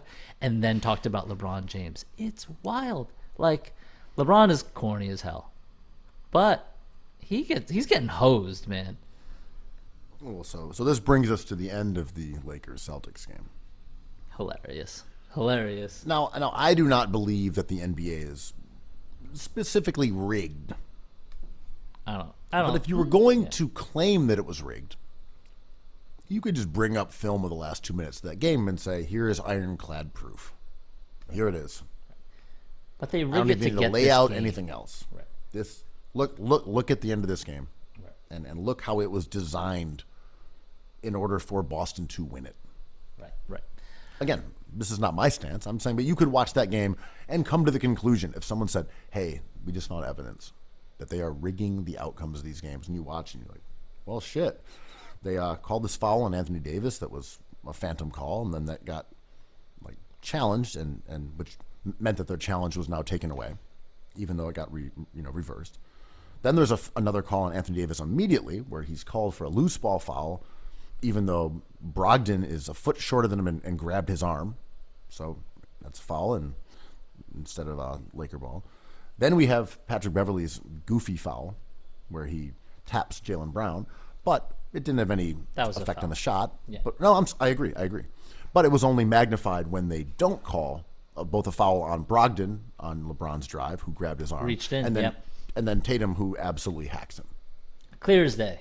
And smart play by Tatum. LeBron wins that game. You foul him, and you create another variable there. He intentionally fouled him. Yes, because the game was over. It was over. LeBron took 2 steps, was about to lay up the game. He was literally about to put in a layup. There was no chance in hell he was missing it. Just and Tatum just hacked him to send him to the line. Yeah. And like, cool. And then LeBron goes into real hysterics. And he's incredible on the ground, looking like an R&B video from like 1992. He's huddled on the ground. Amazing.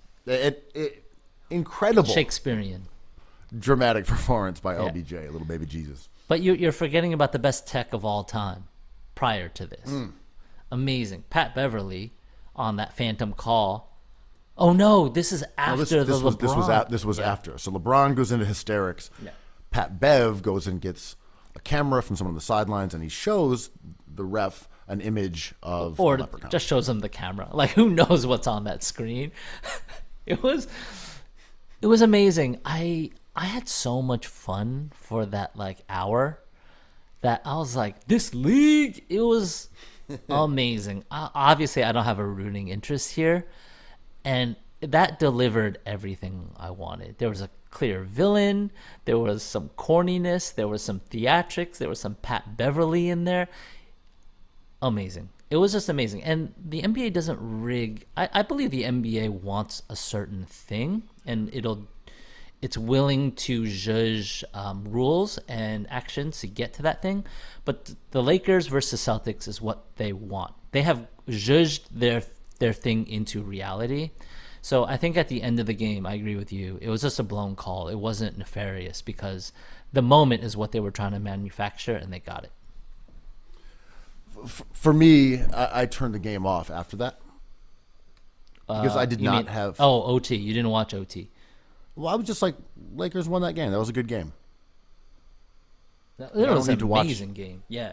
No, I really enjoyed the game. Yeah. And it wasn't that I was like so hurt by the outcome. I was just like, you know what? That felt like the end of the game. LeBron went in there, he got fouled, he makes 1 or 2, the game's over, they win. That's Yeah. like, I don't need to be like, no, we're gonna actually come up with a different outcome to this game that's not the one that you just saw. Like, we're just gonna manufacture a different one. And I don't even mean in a scandalous sense. It just was like, this isn't the actual outcome.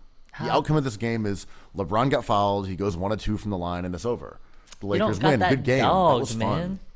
man. Overtime was it just- fun. I believe that. It just felt extremely cheap. I liked the theatrics. That was funny. I liked Patrick Bev. But just to watch that game, like, okay, cool. Let's just keep watching.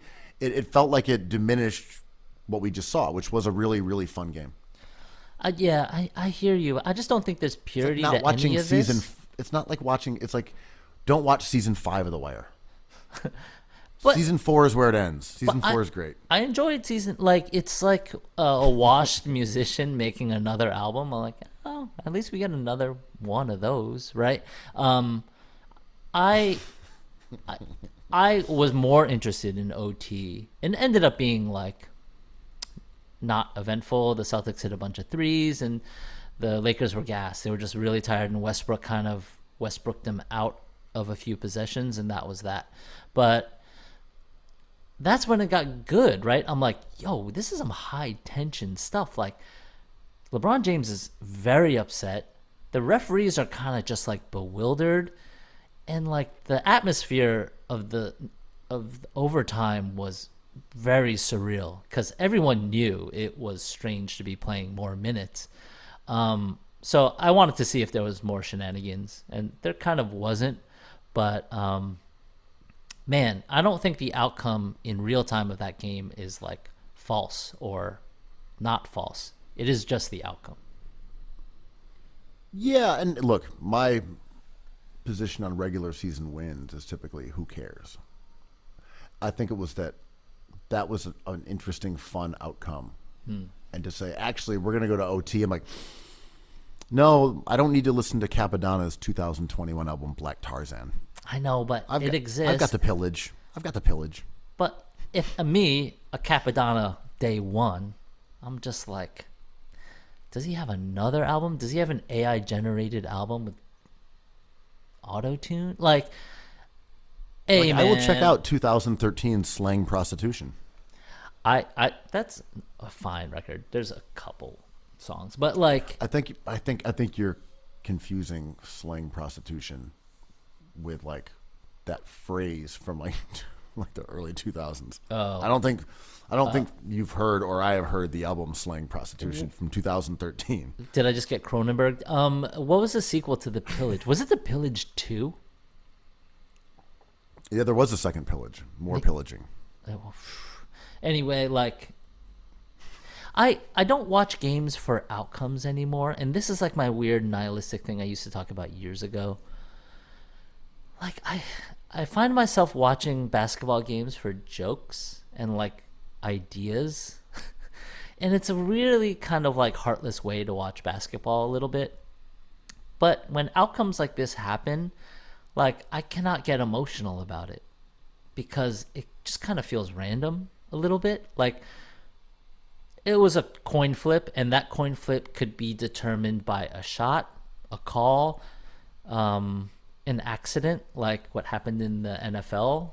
Like, I don't know. Like, when a great team goes into the finals and their best player snaps his hammy or Achilles, and then another player, their third best player, ruptures his knee, I'm like, oh, this is just like, nothing means anything here.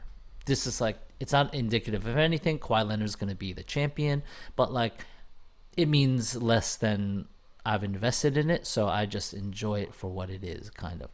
I think that's like the right way to see like the end of that Lakers Celtics game.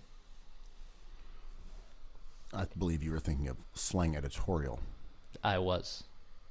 That had a couple good songs on it. But I was thinking Slang about basketball. Editorial was a song, not an album, but he's confusing with Slang Prostitution, which is an album, which sounds like Slang Prostitution, which was an excellent song. I don't have much Capadonna bandwidth in 2023 is what I found out. That's how I felt, though. I watched the game like, I don't know if I have the bandwidth to watch this OT. 1,000%. But we have the bandwidth not emotionally. I just felt like we had reached a fitting conclusion to that game. LeBron heroics triumphing over the little green hand, and yet here we are. But we got different dogs, right? Like I like the draft. I like OTs. No. You don't like the draft. You don't like There are overtimes. two wolves inside the Cookies Hoops pod. Get that dog, man. Swap one of those Weigels out for a pit bull. Whoa, bro. What else we got? Oh, let's talk about your favorite team, The Timberwolves. Timberwolves. I do love So that the team. Timberwolves they are unlikable and unliked. Come on. What? And By whom? This is what people don't like. Cat because he's kind of corny and annoying. People don't like Gobert because he's kind of corny and annoying and a large Frenchman. And he started. They are the end of generally the world. acknowledged as being very good players who are unliked and then ultimately get exposed by better players. D'Lo is they're unlike viewed- Pat Bev, the ghost of Pat Bev. But that's a deal with Cat and Gobert, right? They're both viewed as like unquestionably good, but when push comes to shove, they're exposed for being fraudulent in some way, shape, or form. They do things that piss Gobert people gets off. played off the court, and Cat can't really defend or be a rim protector, etc. And both of them just ultimately have not had real inroads in the playoffs either. And so this criticism is valid until it isn't, Well, or it appears valid until it isn't. I don't think it's basketball related. I think nerds know that Gobert's had some bad matchups in elimination series. That was hard to say. But I think it comes down to Gobert being like the poster child for COVID. Obviously, it's not his fault, obviously. But also him being French. And then the celebration last year after they got into the playoffs and people mocking Cat for that and Beverly. Remember they ran around the court celebrating as if they won the championship. But I get the emotional gravity of it. I didn't have any problem with that. I was like, No. that's cool. But having also, fun. Cat had a very tragic last few years, and I think a lot of people don't like him. He's got a goofy voice. Like, he's just like, he's dating somebody that people covet. You know, it's just like all these things match up to being unliked in a Twitter sphere. And in many ways, they also have this sort of dislikability because of how they play basketball. That Cat is a 6'11" guy who really likes shooting threes and is a fantastic, wonderful three-point shooter. And they have Gobert, whose job is basically stymieing people. They're awesome players, man. Here's someone driving in for a dunk, and here comes Gobert to like fuck it up. Like he makes basketball unfun to watch because he's good at his job. He is a fantastic rim protector. He's a great rebounder, but he is an anti-bag player. Sure. He is as anti-bag as it gets out of guys who would qualify as like multiple-time stars. And I mean, his skill set makes Giannis look like hot sauce. Yeah.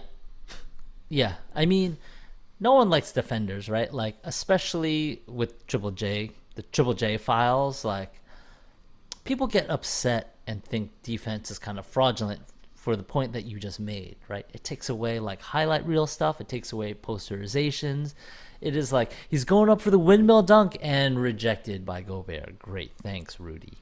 But back to, I want to talk about Triple J later, but the Timberwolves also have D'Lo, the Dennis Franz of basketball, and like Anthony Edwards, who like said awful things that I think people forgot about. Apologize for them. Yeah, apologize. It's fine. I don't care. But like, I know. I'm just saying nothing he technically said was offensive. It was really just a tonality issue. yeah, but I didn't think it was cool. Like It was not. It wasn't cool. I'm not saying it was Yeah. cool, but he did apologize for it. And he's just like a young kid, but like Yeah. a lot of hard I'm hat just saying, boomers. Some people say some awful shit. It was derogatory. It was not like vile. Yeah, it was mocking. Yeah, what? Yeah, Yes. he apologized. Whatever. But also, like, I think grill masters don't appreciate his bravado. He's like a very confident kid, and I love all of these things about all these players, the confidence part, but it turns people off, right? Especially when Pat Beverly was the poster child of their run last year. So this year, because of their unlikability and because of their slow start, everyone loved dogpiling on the Timberwolves. Like, the immediate critique when the trade occurred was that there'd be problems with Gobert and Cat. They couldn't defend the perimeter together. It could be valid. And that it wasn't a good combination, and that they were basically just the unification of two unlikable players couldn't work because they're too annoying to succeed. And early on, that was the case. But yeah, I feel like a month or two ago, I remember looking at their numbers, and I was like, I don't know if we have a grasp on what this Timberwolves team will ultimately look like because they can't shoot for shit. Ant started the season shooting terribly. D'Lo started the season shooting terribly. Noel, one of their guards, shot terribly to start the season and is pretty much, as far as I know, continued to shoot terribly. Right. I'm like, the problem with this team is not necessarily what people want it to be. And it also may not be permanent. So over the last month, we've seen a version of this Timberwolves team that is still without Karl Anthony Towns, as far as I know. I don't think he's back yet. Nope. Not And, close. He might they miss are- the season, man. They're basically a top 5 team over the last month. Now, that sounds more impressive than maybe it is, because the number 1 team in last month is the Thunder.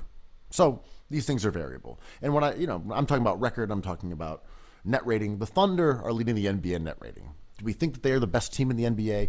Probably not. Right. But it is at least indicative of a team that is playing well. They are playing well, man. Thanks. I'm hyping you, man. Yo, go off.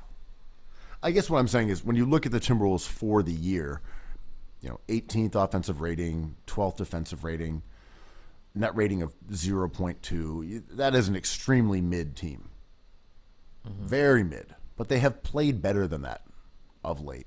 And I do think that when they're healthy, if they can keep shooting well, they are yet another team in the West that is going to be a competitive, tough out.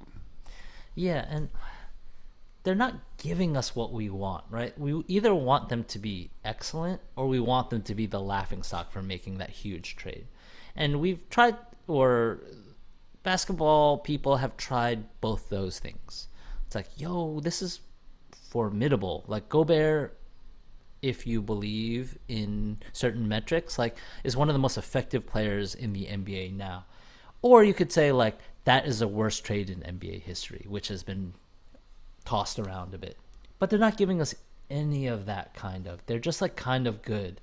I don't think they have we discussed this earlier in the preseason rundown. They don't really have a basketball genius on that team. They have really good players who are extremely talented, but there's no Ricky Rubio, there's no Tyus Jones, just basketball, spatial thinker, whatever. And that I thought would be their downfall with as much firepower as they have. But they've been able to eke out wins against certain teams, and D'Angelo Russell I think is a really underrated player defensively and offensively, and he's kind of turned it around. I would argue Kyle Anderson is maybe a basketball genius. I was about to say, they may not have a star genius, but I think Kyle Anderson is close as they have on that roster, and he's made a difference. He was hurt early on too. I've always been a fan of his game because he's smart and he's big, and he has that built-in advantage of being a good passer at a forward size frame. So I look at that team, and you look at some of these groups they have, and it's like when you have Gobert on the court with Kyle Anderson, I feel like they're like +8, +10. I looked it up the other day. Their defense is fantastic. I think they are a formidable team if they're healthy, and if their recent surge in shooting is not a blip. Like, if they regress to how they were at the beginning of the year, they're just not going to score points. But if this is how they are as a team, that these guys can shoot around 40% from three, somewhere in that vicinity, I think the Timberwolves join a really crowded West where it's kind of difficult to know how people should plan, right?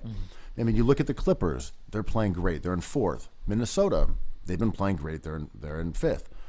The Warriors, last year's defending champs, who have a starting group who's still kicking people's ass. They're in 6th.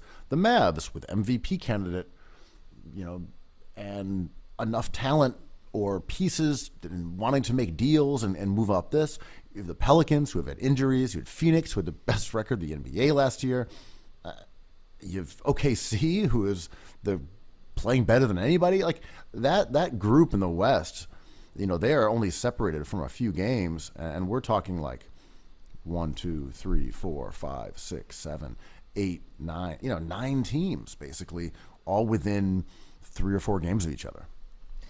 Yeah, I just don't think the Gobert trade was an error. Like, obviously it's a small market thing. We can talk about the opportunity for them to get great players is tougher, allegedly, but I would argue like they would be in worse shape even with Gobert with Le Groin, not LeBron James groin, like the French Le Groin injury. His true shooting percentage is good. His defense is kind of down, but like I would argue he's keeping this team kind of afloat. That was a solid trade. I think the concept of this Minnesota team is good. And injuries suck, and Cat's injury was frustrating because he hadn't figured it out. They haven't figured out their continuity yet. And I believe like Kyle Anderson wasn't quite playing as many minutes then. But he was hurt to start the year. Yeah, like we have not seen the fully formed version of this team, which is a problem many teams have. But the idea is good, and you can see it because their best player is very injured, and they're still in the mix, as you say. What I think is interesting about the West here, and also it applies to the East for the most part, is that we're only a couple weeks away from the trade deadline. Love it. I think it's very difficult to know who's a buyer and a seller in this situation. Yep. I think there's a lot more buyers and a lot more do nothing teams than there are sellers. The only sellers we kind of hear of are the Bulls a bit, and maybe the Raptors, if the Raptors are willing to do it. Right. If you look at the bottom of these conferences, I think you can tell who the buyers and the sellers are, at least the sellers, right? Because Chicago, probably a seller, but Toronto, probably a seller. Orlando doesn't really have stuff to sell. No. They're young. Yeah. I mean, not. Of course, Charlotte, they might move like Bol or something, but that's not what really. Well, I'm just saying we're looking at the guys who are tanking, right? And I mean, Charlotte, Detroit, Spurs, and Houston, like those are sellers. I mean, Eric Gordon. They will, if you consider that selling, right? That's what I mean. Like they are so bad that they have very few pieces to trade off. Like San Antonio, they can give you Pirtle. Yeah. They want 2 picks for him. Apparently, he's a good player. I like. But that's who they're trying to sell. That's who they're trying to sell. Right. But there are not that many teams with a clear-cut selling mission here because there's such a logjam of players around that play-in spot. And I guess this is what the intention was, right?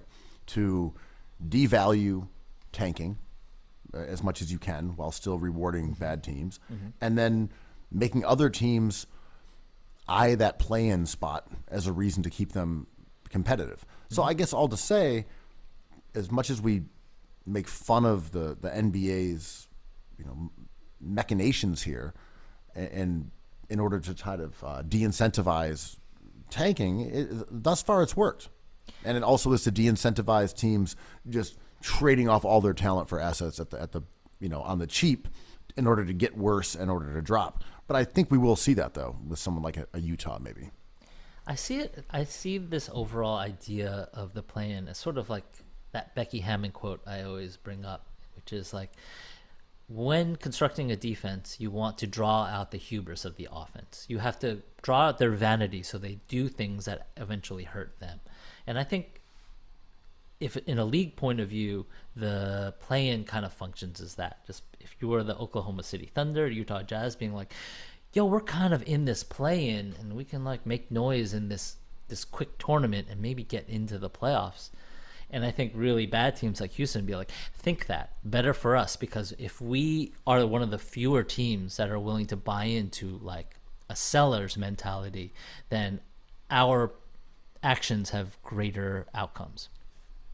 Right, and if you're Utah, you can really charge a premium because you're in the mix. You have the same record virtually as Phoenix. You are, one game or two games behind the Pelicans or the Mavs. Like, you're like, hey guys, I will give you my talent, but you understand that's also taking me out of being a competitor to you. Right. Yeah. And that coupled with being, as you said, one of the few sellers, all of a sudden you can really try to extract value for those guys that you're flipping. Yeah. Oh, you want this guy that's part of my team, but my team is 500. Mm-hmm. I'm in the play-in right now. Mm-hmm. I'm in the 10th spot. I'm one game out. Yeah. So you're telling me to give that up? Well, you're going to have to throw in an extra first-round pick for that. Yeah. To take me out of being your competitor, as well as being one of the few places that you can pick up guys who are proven to be helping a team go 500. Man, Ainge is going to do it again. Yeah, exactly. And it's going to be awesome, right? And I always felt the play-in, I don't think any action towards discouraging tanking, like leveling lottery odds or anything, alters the motivation to get better players in the draft. It just moves the goalpost. It just moves it to a different point. You put the sight line to a different mushroom head zombie, but they're all mushroom head zombies. You're not going to get rid of all of them unless you have a sick bomb. So here's my question. Markkanen, are they dealing him or not? I would max him. Well, you don't have to max him. He's got 2 more years at under $20 million a year. You don't have to max him at all. You don't have to think about giving him a contract until 2025. I would think about him as a long-term max player for the Jazz. I would try to keep him because that is the player you want to get. Well, you don't even have to try to keep him. I'm saying you view him as someone to keep and eventually pay. Oh, well, yeah, sure. I just mean that's what I mean. If you're saying, okay, this is going to be our star, and then starting in 2026, we're going to pay him $35 million a year. Like, cool. Yep. But I'm just saying that the financial element doesn't even register yet. So yeah, I would keep him and eventually just never want to deal him. I would keep him. So you're a true believer. I think he's a finisher. I think he is as max worthy as any other player, and if you're trying to build a team, he's a player you want to get.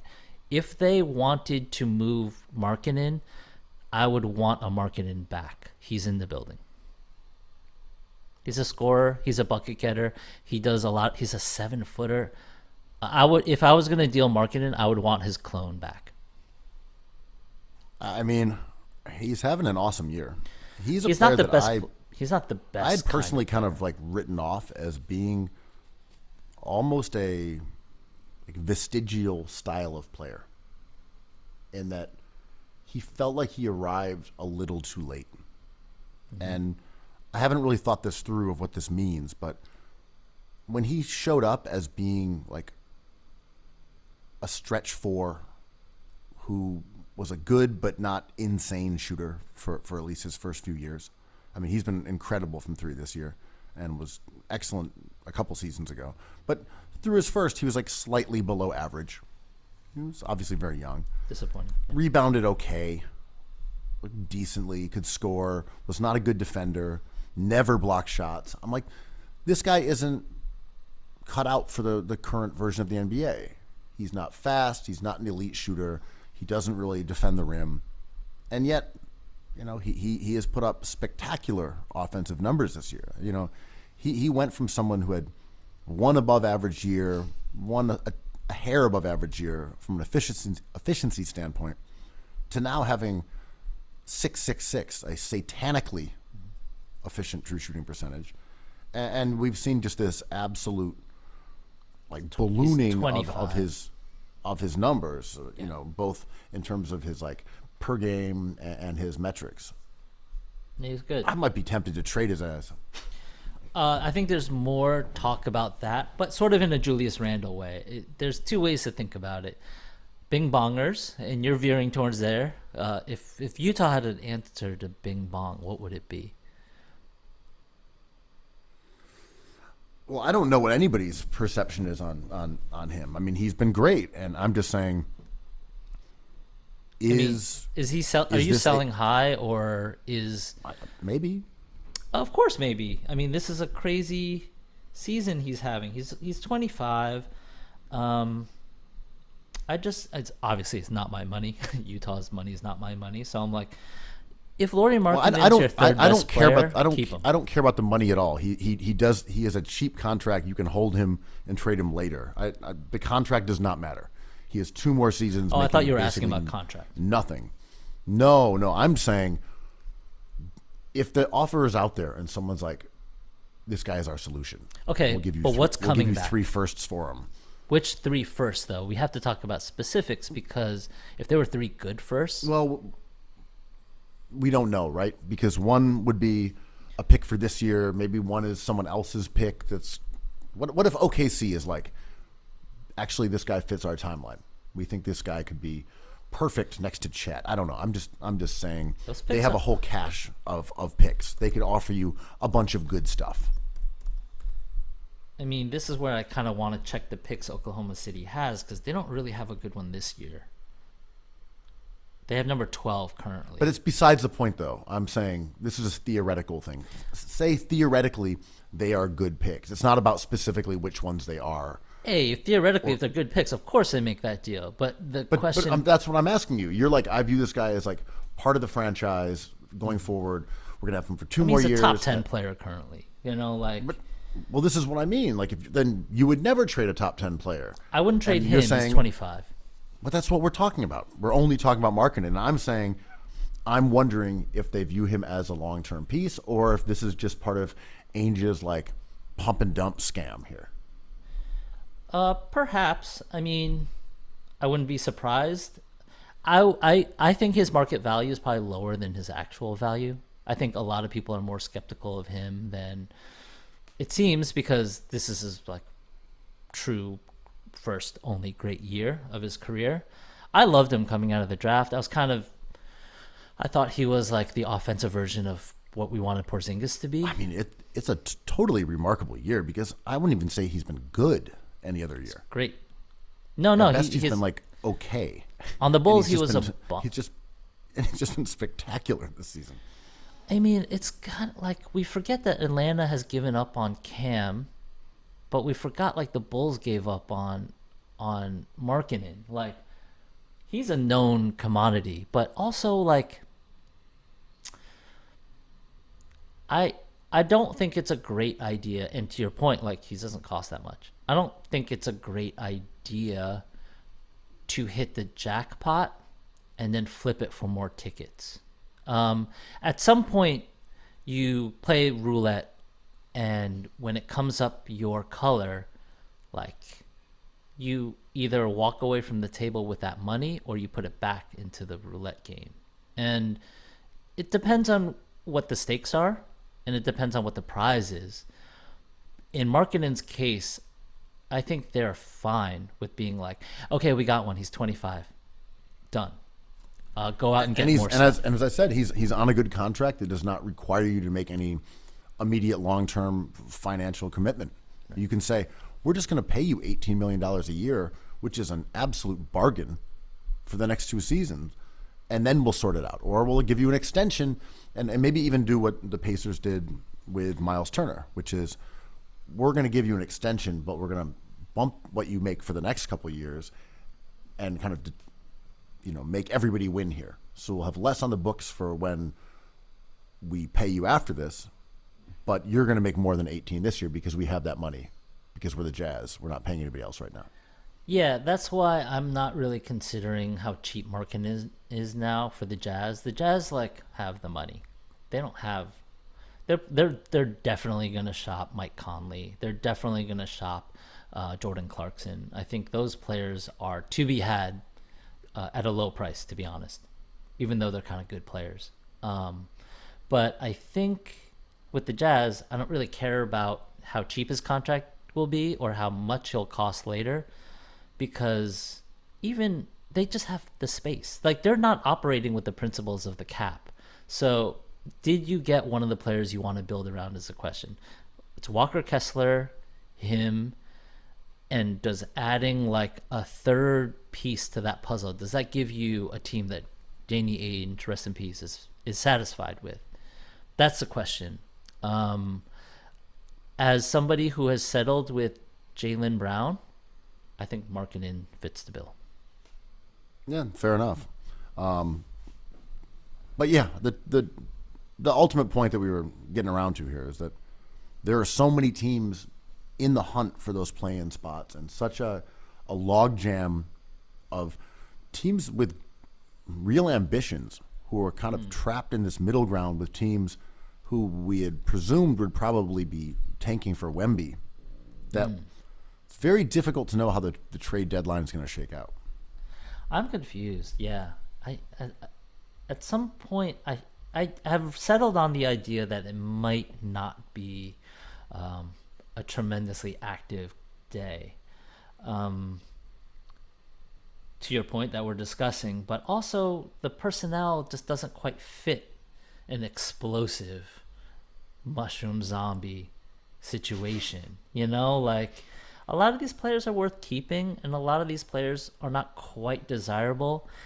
I don't anticipate a player like a good player being available in this trade day. If Markkanen moves, it'll be really fun. That would be the fun thing.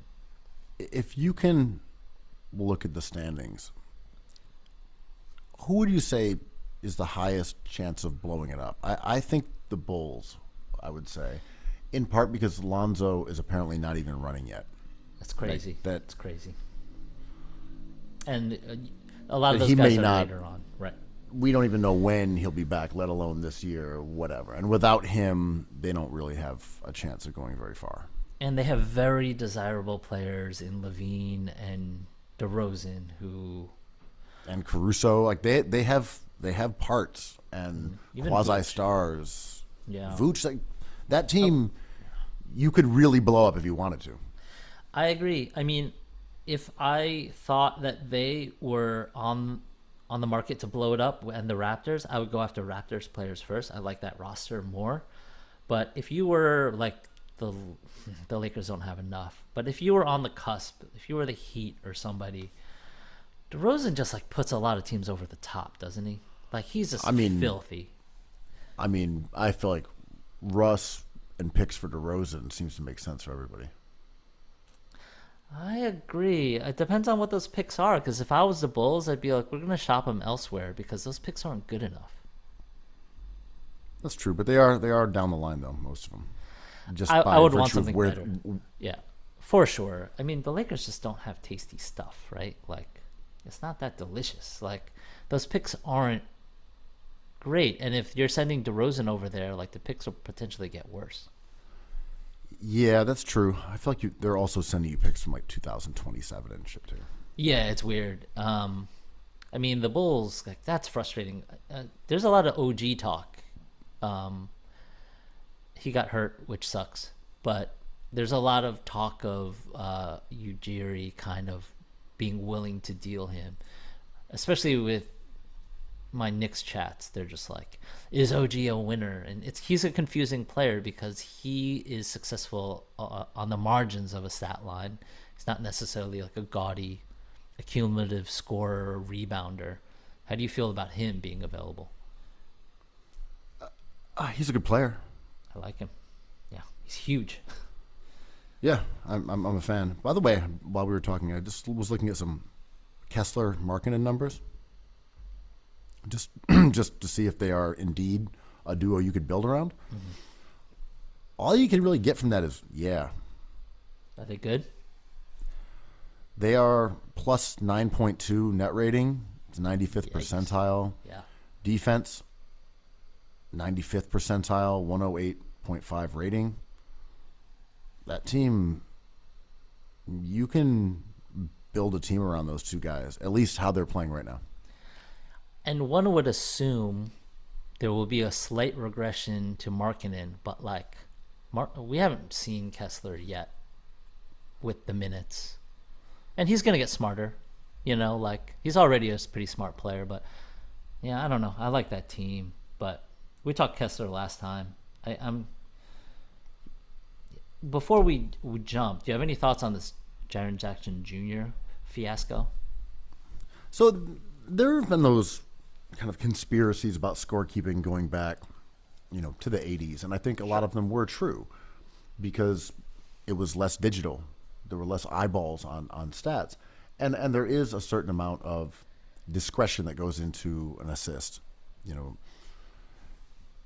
Technically speaking, it's like, is a player making a move towards scoring is the definition of it. And that means that, like, if you're jogging in transition and kick the ball to someone and he goes hezzy, tween, behind the back, wrap, euro, and scores, you get an assist some of the time. Mm-hmm. Even though they completely self-created a score.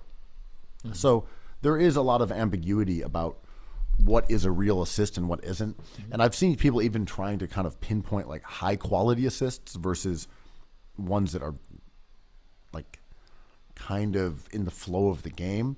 There was that Halliburton hater this year, right? Well, I'll watch Ben Simmons play, and I feel like he's creating lower quality assists now than he was when he was a lot more explosive in the past. Before he would drive into the lane, all the defense would come flying in and they'd kick out for an open three. Now a lot of the stuff he is doing is just setting high ball screens, and Curry's kind of like wobbling off those and taking mid-range jumpers. And so like he's still getting credit for assists, but to me they are not the same caliber of assists that he was generating in Philly. So people are at least trying to sort of figure these things out, and to bring this back to Triple J, blocks are one of those things where it's like you could get a light piece of the ball and that's a block. Mm-hmm. You could swat it out of bounds, that's a block. You could sort of strip it as it's going up and they'll count that as a block sometimes too. So someone like Kyrie, he gets credit with blocking some shots. And if you look at him, they're not him like swatting the ball out of midair. There are a lot of the times he's kind of, getting the ball as it's going up. So the conspiracy theory that was posed on Reddit was that Triple J was getting twice as many blocks and steals at home that he was on the road. And this was because the Memphis statisticians were trying to get him Defensive Player of the Year, or just crediting him with or involved in gambling, something nefarious. And they were crediting him with stats that he did not deserve. Either they went to other teammates or they hadn't occurred at all. And then KOC from The Ringer went in, and it's very easy to look these stats up on an individual basis and watch the clips. And he went through and watched and said he only found a couple examples where the statistician appeared off.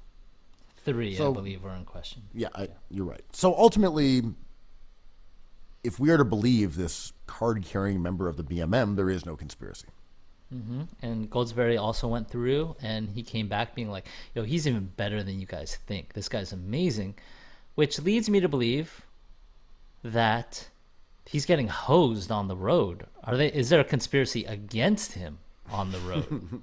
Because if we checked, don't we have to go through all those games away and see if they're deflating his numbers? And this is a great eye test versus stat thing, right? Because these stats are really easy to look up.